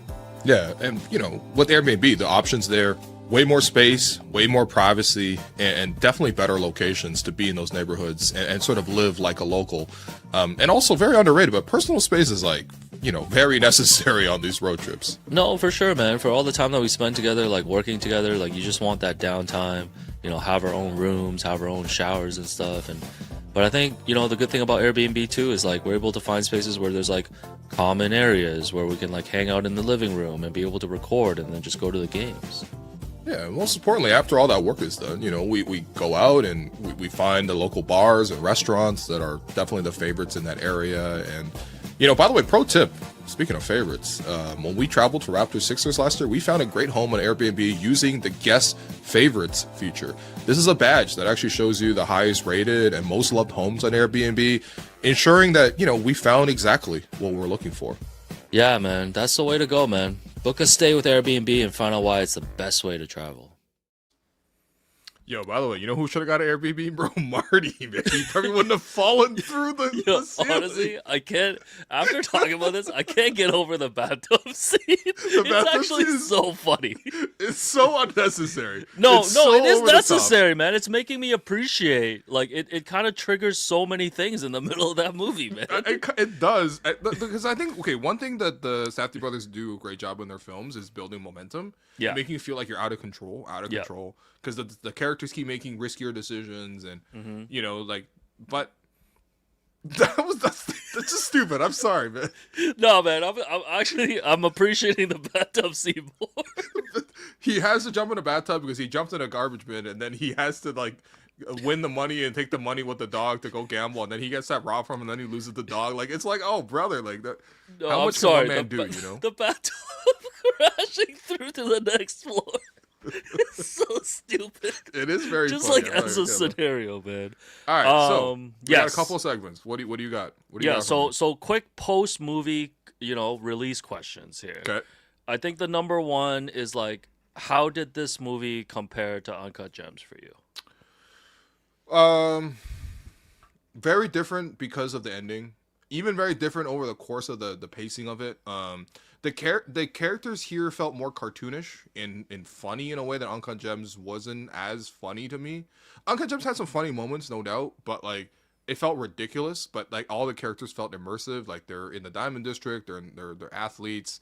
They go into the locker room at one point, which I think is funny. I think Tobias Doc Harris- Rivers no, gives a speech. Yeah, Doc Rivers gives a speech. Like like they're they're in clubs. You know what I mean? They're at like One Oak or whatever. Yeah. Like it's Legendary cameo from The Weeknd. The Weeknd. You know what I mean? Like it's all like a little bit more tied in. I like Julia Fox way more as a character than Rachel in this film. Okay. Like Odessa's character.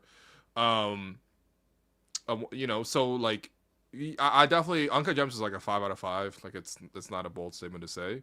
This doesn't come close, and that's not trying to be rude to this film because I had a really great time. I found myself bursting out laughing in many scenes, and so did the rest of the theater. So it wasn't just me laughing with my eggplant, like it was like everybody was laughing. But it didn't. I don't know. I didn't feel as stressful because I remember viscerally the first time I saw Uncut Gems. It was at TIFF. I watched it with a couple friends. We were sitting second row, which was unfortunate, but we rushed the film, and I just remember like looking over at certain points, and one of my friends was like literally had her like feet up on the chair, like cowering like this. That's how stressful that film was. This film was nowhere near as stressful, man. No, I agree with you, and I think it's like it's kind of unfair to have to like give that comparison, but you also can't help it because this is like the follow up. Once again, I gotta watch. I gotta put in 2 hours and watch Smashing Machine, man. I want to see how bad that is. I know that's a brick, man. You really want to see Dwayne "The Rock" Johnson like act? Yo, Dwayne "The Rock" Johnson trying to make acting work is one of the greatest Hollywood subplots going. No, man. turns out he's worse than Bautista. It's crazy. Oh my god. Yeah, Bautista's actually a decent actor. No, for me it's like, man, like if like between Chalamet playing Marty Supreme and Adam Sandler, with the Howie character in Uncut Gems, like which one do you think was a better performance if you were just to compare the two? Come on, again, not close, man. But that's what I'm saying. Howie's character, I think it's partially because, and the one thing that's not fair is for Adam Sandler, like he had a long built reputation as a comedic actor. Yeah. So like he would do these like funny films, but like they weren't highly rated. They're basically like just kind of throwaway films that you kind of laugh at. Then he did like Punch Drunk Love, which was like a slightly different character. Yeah, but then it was such a like you just never knew he had this gear. Yeah. You know what I mean? This is like what's an NBA comp, man? This is like Kawhi being a role player and then turning out to be like the Finals MVP. Right. Yeah. You know what I mean? You just didn't know he had this in him. And that's what it was cool from Sandler. I think with Timothy, like he's been like in such highly like acclaimed films with like these like big name directors. Like look at the people. Well, I mean, Wonka's a tough one, but like, we might gotta do a rewatchables on Wonka. No, I'm not watching Wonka, bro. Yo, can we please do Wonka? If I watch Wonka, I'm watching the original Wonka, man. But like, not everything has to be remade, by the way. Also, why everything being remade, but no one remade Shrek? Shrek is like an all-time movie for me. How are you gonna remake Shrek, man? I love Shrek, like bro. new animation. Yeah, let me see Shrek in like live action or something with crazy. CGI. Let me see CGI Shrek. Real life Shrek is crazy. No, man. people don't respect Shrek. Shrek's an amazing film, man. Shrek is amazing. Yeah, Shrek is Thank amazing. Thank you. No, okay. Shrek, Toy Story, like what happened to like great animated films, man? I don't think we have good stories anymore. I think like the stories nowadays like try to teach like well, actually no. I don't know if there's it feels like nowadays society is like hard to like really pin in on like what we agree on. Like even something like vaccines. Like vaccines is like a miracle of science Yeah. to like eradicate like horrible diseases like polio and shit. And they're like, no, we don't really like vaccines are now like people like controversial in a way that I'm like, we don't have centrally agreed upon things anymore. And I do feel like for a lot of like those children's movies, whether it's like Lion King or Toy Story or Wall-E or Wall-E, Shrek, there's Ratatouille, yeah, there's like agreed upon like life lessons that like they're teaching for kids that everyone can resonate with as adults. They're like, oh, I want like to affirm these principles. We don't have that no more, man. Yeah, we got no jobs, no home. Now we got Zootopia, should we Yeah, what's Zootopia even about, bro? They're just Should we fucking do animals running around. Zootopia? This shit is like that YouTube slop at this point. I've Yo, never seen chat, the let film. us know what was the last great like animated film in like the last, I don't know, like 5 years or whatever. Yeah. I'd be curious. I can't think of any like recent ones that's been like, yo, you gotta Animated? watch this.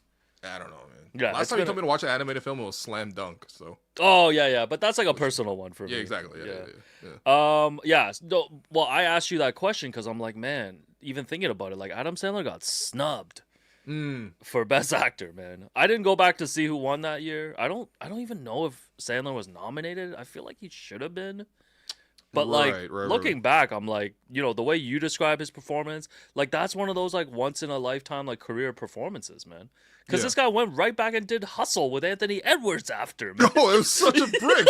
No, it was a He's fine like, movie, I'm gonna create one of those unbelievable couples. I'm married to Queen Latifah in the movie, which I'm like, come on, man. You gotta Queen Latifah's like... one of those characters that's Queen Latifah in every film, man. Yeah. She doesn't do other characters. No, but it's like, listen, man, I ain't got no problem, mixed race, any of this stuff. But Adam Sandler and Queen Latifah is just not believable as a couple.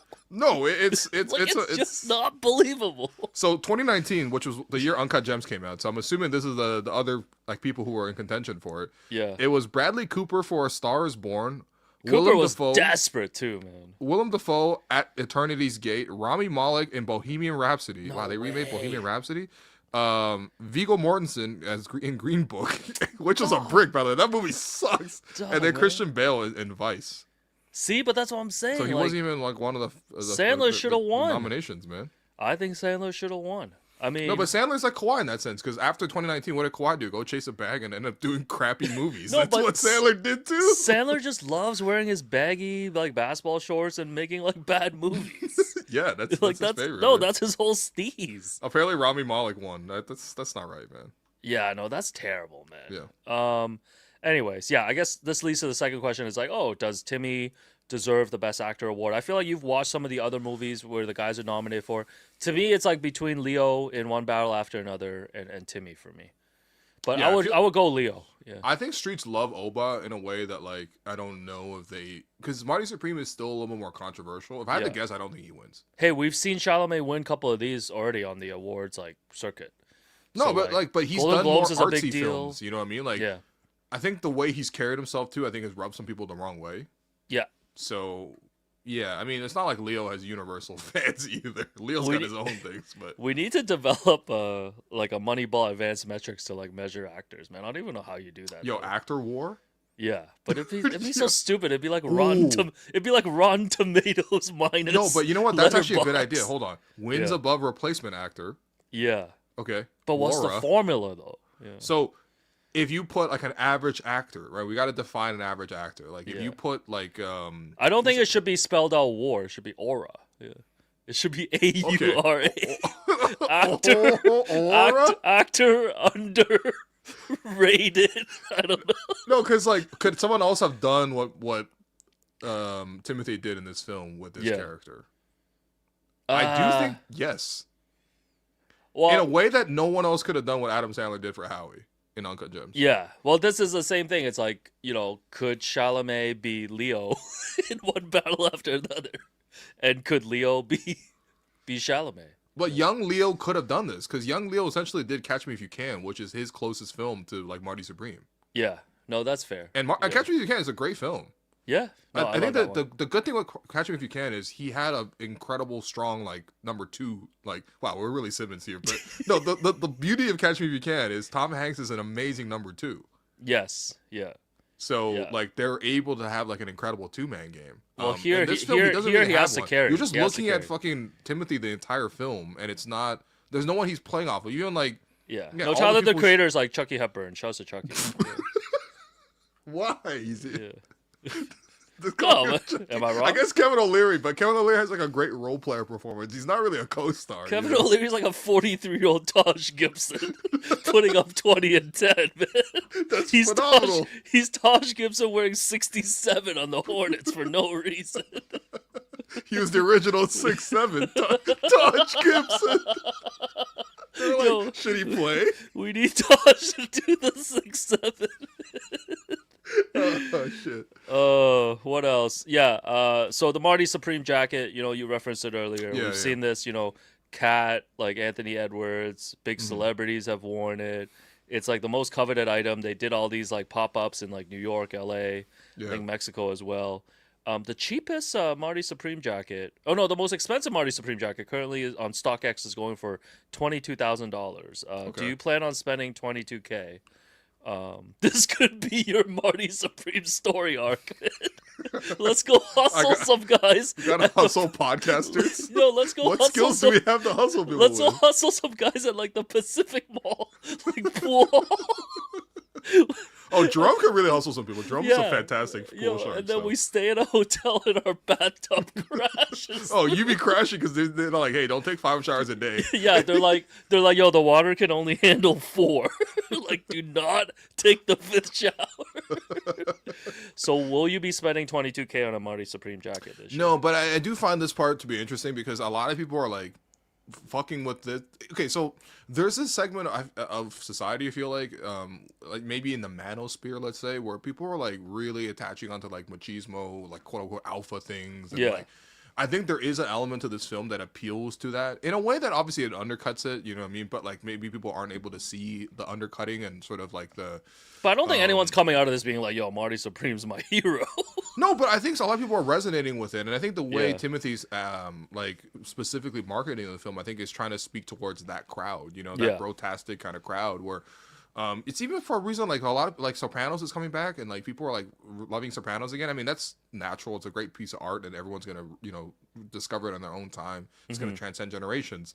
But a lot of people liking it now, they're just like, oh, I love the crime element and like, oh, how Tony manages the situation. And I'm like, that's like maybe the least appealing part of Sopranos, man. It's about the interpersonal relationships. It's about his So exploration Tony of was his a feelings. terrible boss. His whole crew dies by the end, basically. He was straight up a genuinely horrible boss, and the whole family It's dies literally at the end. just Paulie's suntanning outside Satriali's by the end. Yeah, exactly. So, like, I don't know. There is sort of like a, you know what I mean? Like, No, I get what you're trying to say. I get what you're saying. yeah, there's a little Jordan Peterson element to this. Yeah. All right. Next segment here. This is from Bill Simmons, of course. And Billy. someone wrote into his mailbag and suggested that they should do a segment called like Good Hang, Bad Hang, which is basically from each movie you choose the character in the movie that you think you would love to hang out with. And who you think would be a terrible hang. Okay. So who from this movie do you think would be the best hang? Best hang in this film. Definitely not Marty, because you're gonna go through a tub. I mean, if you like playing table tennis. I actually love playing table tennis, so I probably would hang with Marty. Okay. He did seem to have lots of friends. He was very charming. Yeah. I would say bad hang, Lloyd. Lloyd from the shoe store. Lloyd would be a bad hang. Yeah. Low-key, I probably want to hang with Patrick Ewing as well. Yeah, okay. Yeah, Patrick Ewing's also just an incredible name. But I think you want to hang out with like the real life Patrick Ewing and not the character. No, I kind of like these like like, you know what I mean? Like they're low on confidence, but like clearly has a heart of gold type of people. Like he'd be my Marshall, basically. My Shouts to Marshall. My hang would be Kevin O'Leary. Yeah. Take care of the bill. This motherfucker you want to get spanked. Get to fly to Japan.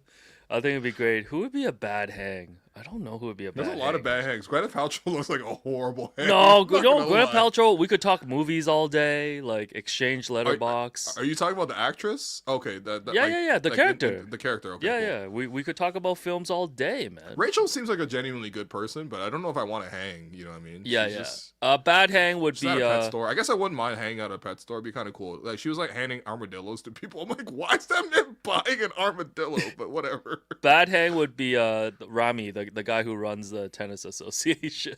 Yeah, Rami's definitely a bad hang for sure. Yeah, so that's my bad hang. All right, let's see what else is there.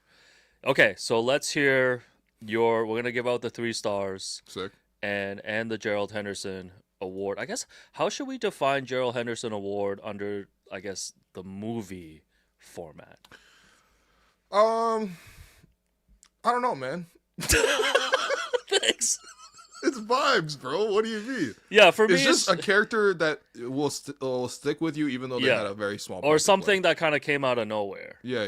and kind of hit you. Okay, Yeah. let's hear your 3 stars, man. All right, 3 stars. What did I have for my 3 stars? Hold on, because I see your 3 stars. Yeah. I had Kevin O'Leary number 1 and Timothée Chalamet number 2. I Yeah. think we both agree on that. I had do. Gwyneth Paltrow as a 3rd star. I thought she did a really good job. We have with the exact character. same. Yeah. Oh, okay, yeah, well, okay. I thought she did a really good job playing Yeah. the character itself. I think people want Rachel in this. I don't know, man. I don't think Odessa, like her war for this situation will not have been strong. Like a lot of other people could have played Odessa. Very You know- controversial to put O'Leary over the man trying to win Best Actor. O'Leary was phenomenal, man. O'Leary should win like Best Supporting Actor. So O'Leary was interviewed tonight, on the red carpet, Okay. and he says his next goal, he wants to play a Bond villain. Okay, all right. Yo, He would be a Daniel good villain though, Craig because he knows versus Kevin O'Leary. No, he knows his lane. You know what I mean? Like he Yeah. understands right away. Like this is one of the issues with The Rock. He doesn't understand his lane. No, if I'm O'Leary, like this is it. Like I walk out on top. one and done. No, I mean whatever. Like he makes a lot of money through whatever. Like you don't. Investing. I guess. No, yeah, like you don't need this. No. Like just don't go and make like 7 other films where you become like a caricature. You know. Yeah. Like just have this role and people are gonna talk about it forever, man. No, it was great. I mean, that's why I wanted to have the debate with you. Who was the better Kevin? But we'll get to that right after this. Actually, Yeah. Who's your Gerald Henderson Award winner though? Who's My the Gerald- guy that was gonna? Actually, my Gerald Henderson Award is an item. It's the orange Marty Supreme ping pong ball because for me it's like it was such a huge part of like the promotion Yeah. of the movie, and it actually doesn't even matter in the movie. Right. They So, like, literally somehow- just throw them out the window. Yeah, somehow by- it left such a huge impact in the promo, and it's become a thing. But it's like Right. it doesn't matter. Yeah. Yeah. So that's my G Henderson. That's actually one of my only issue with the marketing around the film is Yeah. they don't actually tell you about the film. It's just Marty. It's just Timothy being like. It's vibes. It's Timothy being like, yo, I want to be the greatest. Like Yeah. he's basically Ash Ketchum. I mean, I guess you don't know that, but Yeah, like yeah, Pokemon, no, you know what I mean? yeah, Like, no. like he's Did just he like never win? Yeah. Well, he did win eventually. It was like his last chance. Yeah, people were celebrating like it was real, man. I'm like, all right, man, you No, guys need to I get was a life. celebrating that shit, man. Yo, did you fall to your knees when Ash Ketchum finally got a W? That's like if DeMar DeRozan won a championship in the last year of his career or something. You're like, oh shit! I Finally. remember tweeting, like people Westbrook tweeting finally it getting out. one. People tweeting out like it was real, man. Like Harden finally gets one. You're like, yes, Harden, I knew it. I believed in you. That step back bullshit works. Yo, does Shams break that? Like breaking. Shop should have broken that news, man. That would have made him cooler in my eyes. All right, who's your G Henderson? But my Gerald Henderson Award, in the context of the film itself, is that Japanese guy in the crowd who sells real game, because the whole ending is denied if he doesn't do that and Yeah. advocate for everyone to play a real game. So You know, Gerald Henderson we might need to reformat this in the upcoming episodes as basically the sliding doors character. yeah. Honestly, I like that. Yeah, Because he's the sliding. I guess mine would be the bathtub. the bathtub is so dumb. Not even think about it, Get man. over the bathtub. No, the whole thing with dog, and then like the funniest part about the dog storyline is after at the end there where everybody shoots each other to death. And he just takes the money from the guy. They leave the dog in the house. Yeah. They don't even save It doesn't the even dog. matter. It doesn't even matter. The dog is sick and needs medicine. They just like leave it there. And I'm like, they spent like an hour of this film chasing this dumb dog. Like, Yeah, I've always said don't have pets, man. Pets like seriously just cause problems, man. yeah. Also, did you know the guy who plays like the guy who steals the dog in that house? That's Penn. Yeah, like, Penn Jillette, yeah. Penn Gillette. Yeah, from Penn and Justin Teller. Gillette. Yeah, Justin Gillette. yeah, Chelsea Gillette, man. We can't get away from G, bro. We call him Grady Thick. That's That's the Penn, man. No, but that was a crazy cameo too. But yeah, my official, for me, it's like this movie is gonna go in the Uncut Gems category in terms of like once it's on streaming, like I feel like I'll just throw it on once in a while. Watch it. Yeah, like I'll throw it on. It'll be good for moments because once they cut this thing down to like, and it's sad to say this because not everything needs to be cut down, especially films. But like everything gets cut down. So like once it gets put into clips and like little shorts and stuff like that, people are gonna love so many of these scenes. There's a lot of unforgettable scenes in this one. My official letterbox rating for this is 4 stars. 4 stars. Here's your official rating. Yeah, I would say it's closer to 3.5 than 4.5. So with more rewatching, did it get worse for you? It not worse, just like for me, 4 is where it like kind of tops out. Like for me, like if we start nitpicking like about all the side quests and all of that stuff, I wouldn't be opposed to giving it 3.5. So for me, rewatching it actually was a really cool thing because like watching it the first time, I was like, okay, I'm giving this a 4. I felt really tense. At the end, I felt a little confused about the ending. And then watching it a second time and getting to think about it, I found it to be much funnier. Yeah. Less tense because I knew, I guess, at the ending. And then I also understood the ending a little bit more based on the storytelling. So and I kept that as a Chinese 4 as takeout. well. And you had Chinese takeout. And I had eggplant. I might put this at a 4.5 just based on that, man. You know what I mean? And somebody called you Eddie Eggplant. They're like, instead of Sally Screenshot or whatever. Yeah. They're like, yo, this guy's Eddie Eggplant. No, honestly, I committed every movie theater sin imaginable because I was on my phone the whole time taking notes. I was talking to Jerome for parts of it too. I was eating eggplant. Like, there's just a lot going on. I do want to say too, like 3.5, I feel like has a stigma. Like 3.5 is a good review. Sure. Like 7 out of 10. I'm just saying, like not all movies need to be 8 or 9 out of 10. You know what I'm saying? Yeah, I know. I would say I would agree with the 4. I wouldn't really agree with the 3.5 because it was really like still a very exhilarating, very funny movie. Like you definitely go back and watch it. It feels more like kitschy the second time you see it versus the first time. You're like, it's a little more serious. A lot of memorable characters. I think the casting, the effort put into it. And I also think that like it's kind of cool to see the artists grow. You know what I mean? Like, I feel like the Safdie brothers, were in a different place when they made Uncut Gems versus when they made this, and that's okay. You know what I mean? The artists grow. You know what I mean? Like you just like as albums grow. You listen to like young Jay-Z versus you listen to Jay-Z now. It's like, why is he cosplaying as an entrepreneur the whole time? Versus young Jay-Z, he's like, I sell crack. I was like, okay, sick. All right, now he has like, Basquiat paintings. That's what I'm saying. Like, what?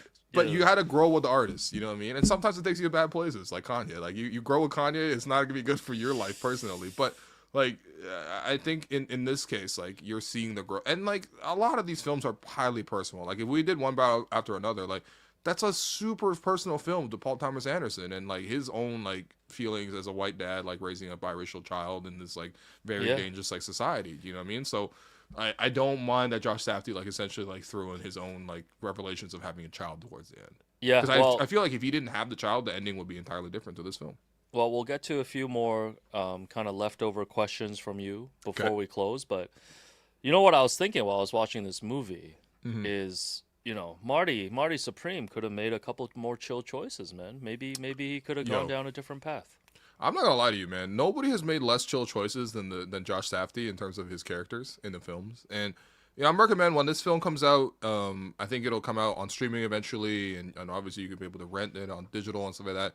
When you're watching this film, because it has that like classic like Safdie brothers pacing to it, kind of real stressful. That's kind of the film idea, right? That the whole thing is they want to make you stressful. And Coors is the chill choice. So staying chill is the winning play in this situation.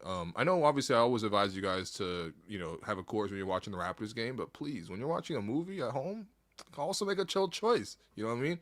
Film starts. Stick the beer in the fridge. I buy Act 2. Once the bathtub falls. Yeah, once the bathtub falls, that's see gonna that be mountain your cue. blue, man. Everything was blue once the water splashed everywhere. But I mean, that's when the Coors is as cold and refreshing as the Rockies themselves. So when the movie heats up, Look at that, man. When the film heats up, why not make the chill choice by grabbing a crisp, refreshing Coors Light? Find Coors Light near you. Visit CoorsLightShop.ca. Celebrate responsibly. Must be of legal drinking age. All right, final questions. You have some leftover stuff we didn't get to that you want to ask? So I guess one of the takeaways I had from this film, actually, okay, let's go to some of the more fun elements to it, because I do feel like I want to ask you which of these quotes stuck out with you the most. I'm just going to read you a bunch of quotes that I took during the course of the film, all right? Yeah. I'm the ultimate product of Hitler's defeat. 1 out of 10. Okay. All right. I like this. Okay. Give me, okay. Pens? Like writing pens? 5 out of 10. Who's Rockwell, some bozo? 9 out of 10. I wanted to thank you. For what? Where would we be without pens? 11 out of 10. I loved every line about pens in this film. It's gotta be incredible. My son lost his life liberating you. Wasn't it the Americans? It wasn't the Americans. It was the Soviets. 2 out of 10. All right, for historical accuracy, I thought it was pretty good. If it's any consolation, I'm going to drop a 3rd atomic bomb on them tomorrow. Why there's so many World War II references? 2 out of 10. I guess it's like how people make like 9/11 jokes these days. Like, I guess it's just part of the I think that's the comp. Yeah. I think you got to get 20 years between tragedies, and then you can make fun of them. Man. I play real table tennis. Oh, you struck a nerve. I struck a nerve. Or Eve. Yeah, I like that one. The context of that was actually very funny. That's when Chalamet was like trying to walk it back. Yeah, right? He's like, "Yo, your son died." Yeah, 9 out of 10 in Japan or whatever. Yeah. You want to get physical like an ape? Where's this one from? He's talking to Rachel's husband. Oh yes, and he wants to fight him because he thinks that like Rachel cheated on him with Marty, which she did. And then so he's confronting him and he's gaslighting him, and he's like, first of all, that's not my baby. And second of all, you want to get physical? Like an ape? 7. The delivery was very good. I like that one. Enough about your fucking parents. Aren't you like 30 years old? This is when Rachel's talking to Dion, because Dion's always like, "Yo, shh, my parents are gonna wake up. My parents are gonna wake up." And she's like, "Yo, shut the fuck up about your parents. Aren't you 30?" That's a 10 because like the whole thing about Dion like living with his parents is so funny. Yeah. And again, listen, no judgments to people, but it's like, hey, this is the pros and cons of living with your parents. Yo, if you listen to your parents, the pro is you don't have to pay rent. The con is you get made fun of. Like it is what it is. The con is no freedom. Yeah. No freedom. Yeah. I have a purpose and you don't. My life is the product of all the decisions I made to this point. Yeah, 10 out of 10. Yeah. It's so funny because isn't everyone's life a product of the decisions they made to their point? Well, Marty's a little fake deep, you know? Like he's young and fake deep. Yeah. I also liked another Joe Henderson Award character was the publicist for the actress.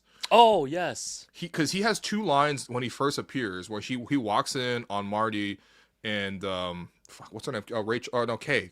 Yes, and they're having a discussion backstage. The vacuum cleaner. And then, and then Kay's like, "Oh, he's nobody. He's just leaving. He's like a aspiring actor, but he's not very good." And the guy immediately goes, "Oh, it's okay, honey. Broadway needs ushers too."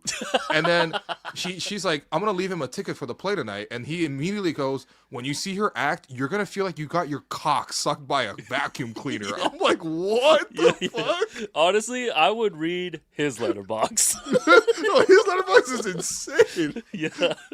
I think that should be another category we should add in. Like, which character would have the best letterbox? He also, and it's this guy. That's actually pretty good. And no, because he was gassing that shit up for no reason, man. Yeah, meanwhile, New York Times is like, this shit stinks. This shit mid. You want to go to Japan, don't you? Well, bend over. Yeah. The spanking scene didn't work for me. 3 out of 10. Okay. Yeah. And then, of course, my favorite quote in the whole film, "Let me be straight with you. I was born in 1601. I'm a vampire. I met many Marty Mousers in my lifetime." 1601 out of 10. Yeah.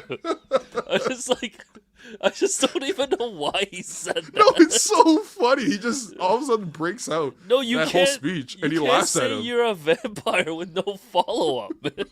No context. I'm a vampire. It's like, okay. I feel like that's literally like one of his last lines, and then he's just out. This guy just broke out an extra verse from Jay-Z's verse on Monster, bro. Yo. King Kong, Loch Ness. Yo, saying that in the daytime too. You're not a vampire, man. Yeah, what? I've seen Nosferatu. That's insane. I know how it works. And then my last question for you is, which Kevin was better? Which Safdie Kevin was better? Kevin Oh Garnett my or God, Kevin this O'Leary. is You got to pick one. So tough, man. Because they're obviously the two huge breakout Yes, surprises from the films. Yeah. And the films both don't work without them. No. Which so one's I think the better? Which one's the better Kevin? I would pick KG just because of what you just said. It's like the film. Like I'm thinking, would the film work if KG wasn't good at Uncut Gems? No, because KG's such a huge part of it, right? Okay. Whereas O'Leary, even if that part flopped, I think the movie moves along. Like O'Leary wouldn't stand out, but it's like I don't think he's as crucial to Marty Supreme as KG was to Uncut Gems. So based on that, I think I'm going KG. The thing is, I don't know. I feel like another rich asshole could have probably played the role of Kevin O'Leary did in this film. Sure. I yeah. don't know if another athlete could have played another NBA player could have played that Yo, role. like 'Cause I think they Brian- were originally tapping Yeah. like who are they putting in? Like Anthony Edwards? No, not Anthony Edwards. I think they wanted Kobe to do it. Yeah, I don't think Kobe would have been able to do what Kevin Garnett did. No, in Kobe that- would in have that been. film. Kobe weirdly, like even though KG's super popular too, but like Kobe would have been super He distracting. could only exactly.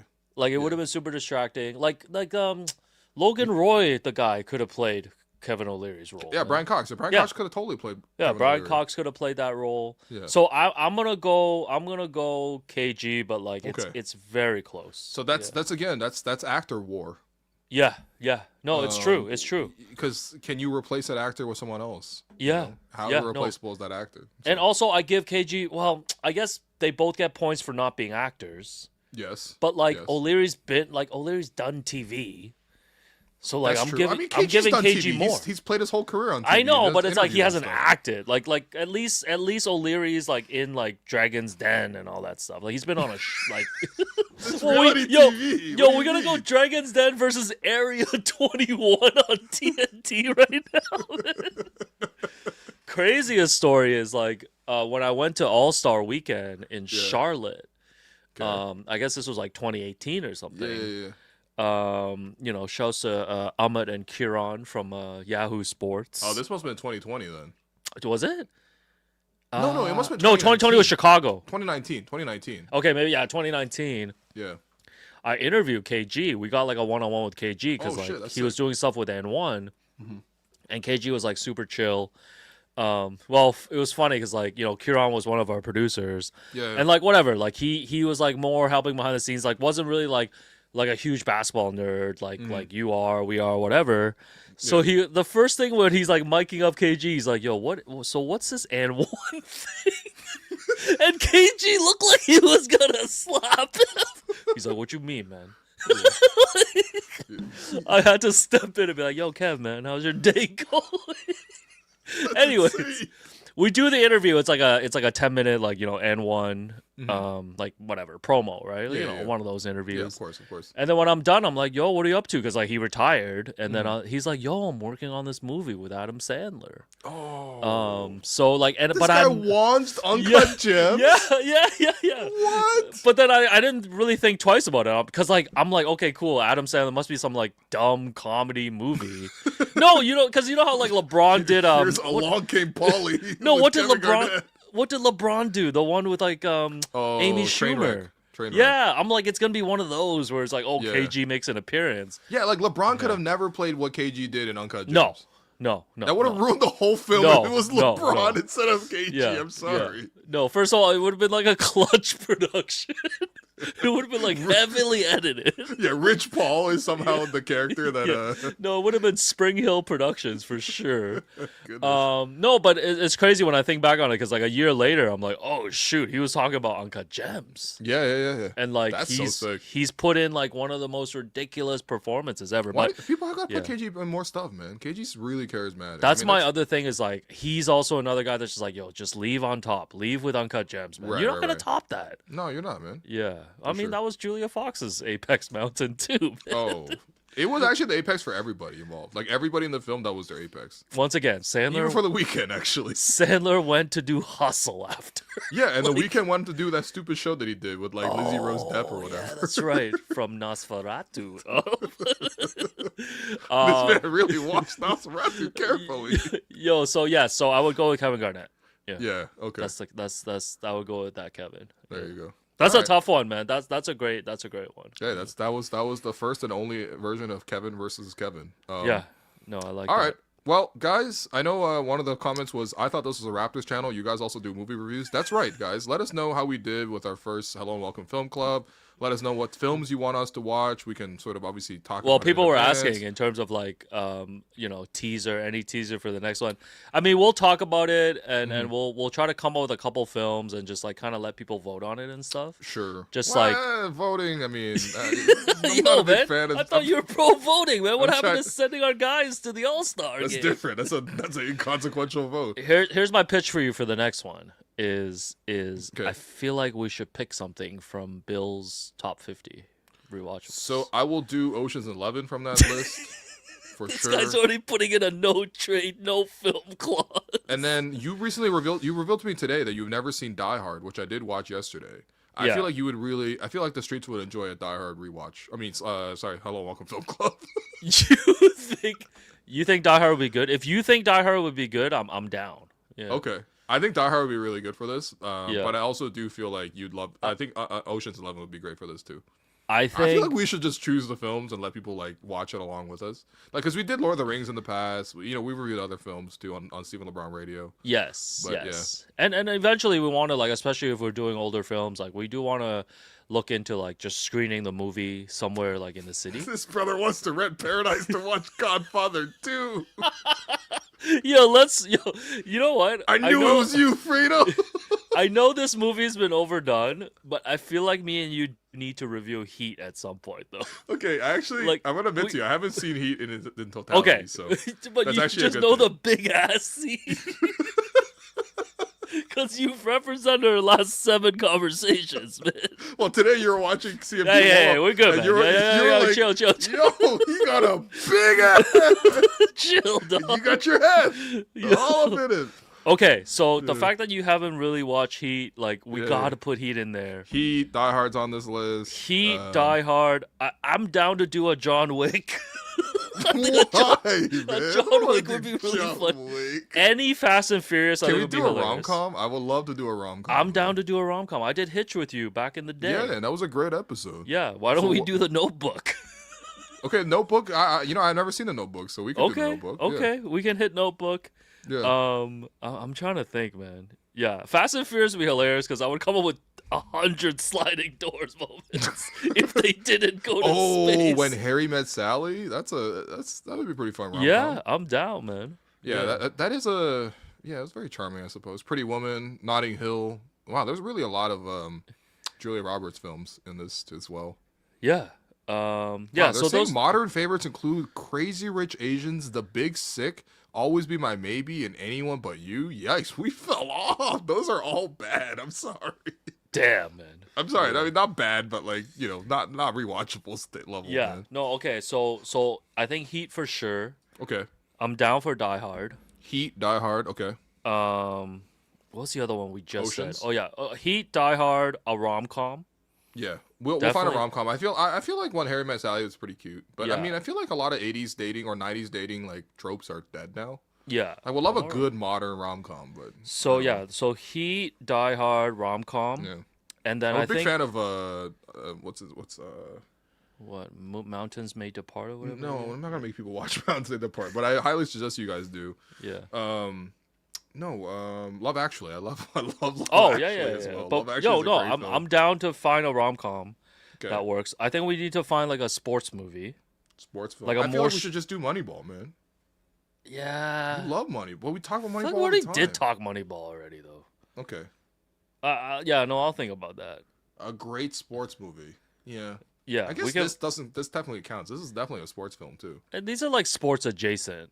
No, this is sports. What do you mean? It's not adjacent. The end final climax scene is them playing a championship game. No, it's That's- about a bathtub falling in a hotel and a dead dog. Like, they should have called this Dog Day Afternoon. Oh, it's too bad we already did Crazy Rich Asians back in the day. I think. yeah, one side quest after another, man. Yeah. Oh shoot. Yo, we definitely need an what this Asian film is. movie though. An Asian movie. Yeah, but we'll find something that's like fresh. Parasite would be kind of cool to do as a Parasite would as be a film club. okay. Yeah.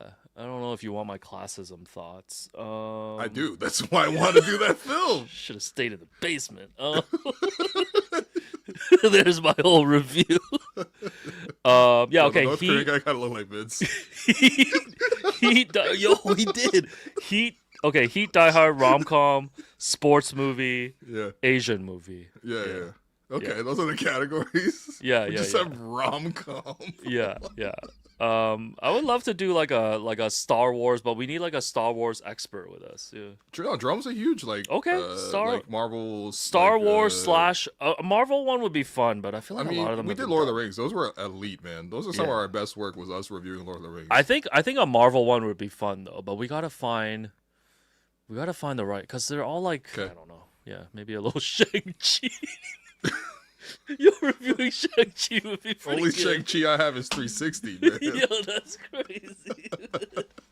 Anyways, that was our film club for January. We'll be back. We'll be back next month. Yeah, leave a nice little review. Let us know what we could do better. Obviously, we went a little long on this, but you know, we're kind of workshopping the idea. Do you like the general idea of us watching films? Let us know. But I appreciate you guys. It's been the Hello and Welcome Film Club. We'll catch you on the next flick.